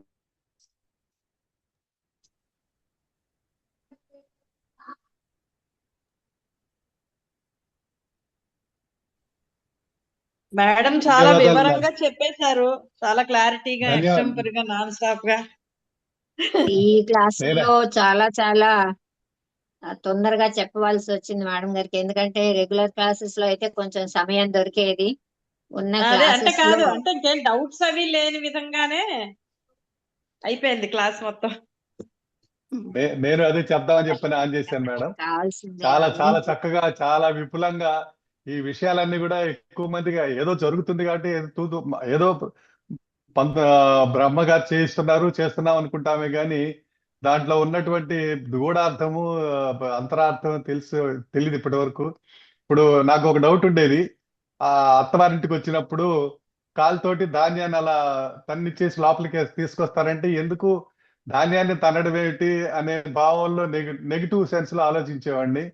చక్కగా చెప్పారు, దానివల్ల ధనధాన్యాలు ఐశ్వర్యాలు పెంపొందాలి అనేటువంటి భావంతో అది చేస్తారని. అట్లా చాలా సూక్ష్మంగా ఉండేటువంటి చాలా డౌట్స్ క్లారిఫై చేశారు. నిజంగా మా మేడం గారికి మా యొక్క మనస్ఫూర్తిగా మా ధన్యవాదాలు, పాదాలకు ప్రణామం చేస్తున్నాము. అటువంటి మానవ్ గారికి మాకు ఈ క్లాసులోకి వచ్చి చెప్పడము మా అదృష్టంగా భావిస్తున్నాము. చాలా సంతోషం మేడం. సంతోషం అండి. గురువు గారు మొదలు పెట్టారు అంటే అనర్గళంగా 2 అదే గంటలు కూడా మెయిన్, మధ్యలో అసలు మంచినీళ్ళు ఒక్క కూడా క్షణం రెస్ట్ తాగకుండా తీసుకోవడం చెప్పారు. లేదు. అది మన అదృష్టం. అది ఒక్క క్షణం రెస్ట్ తీసుకోకుండా, కొంచెం మంచినీళ్ళనే తాగకుండా కంటిన్యూగా నిజంగా ఎంత సంస్కృతము, ఎనర్జీ తెలుగు, లెవెల్ తో ఇంగ్లీషు చాలా అన్ని మూడిట్లో చెప్పేశారు. కూడా అనర్గళంగా చెప్తారు. 3 భాషలు. సరస్వతి సంస్కృతంలో సరస్వతి దేవే వచ్చింది అనిపిస్తుందండి మేడం అమ్మగారిని చూస్తుంటే. అది చాలా సంతోషం. అయితే లీవ్ అవుదాం అమ్మా. ఇంకేం ప్రశ్నలు ఏమున్నట్టు లేవు. అలాగే వాళ్ళు చెప్పినట్టు అన్ని కూడా మీరు వేడమర్చి చెప్పినందుకు నిజంగానే వాళ్ళకి ఇంకా అడగడానికి ఏమీ లేదు అన్నట్టుగానే చెప్పారు కాబట్టి ధన్యవాదాలు. శుభం తల్లి. ఓకే.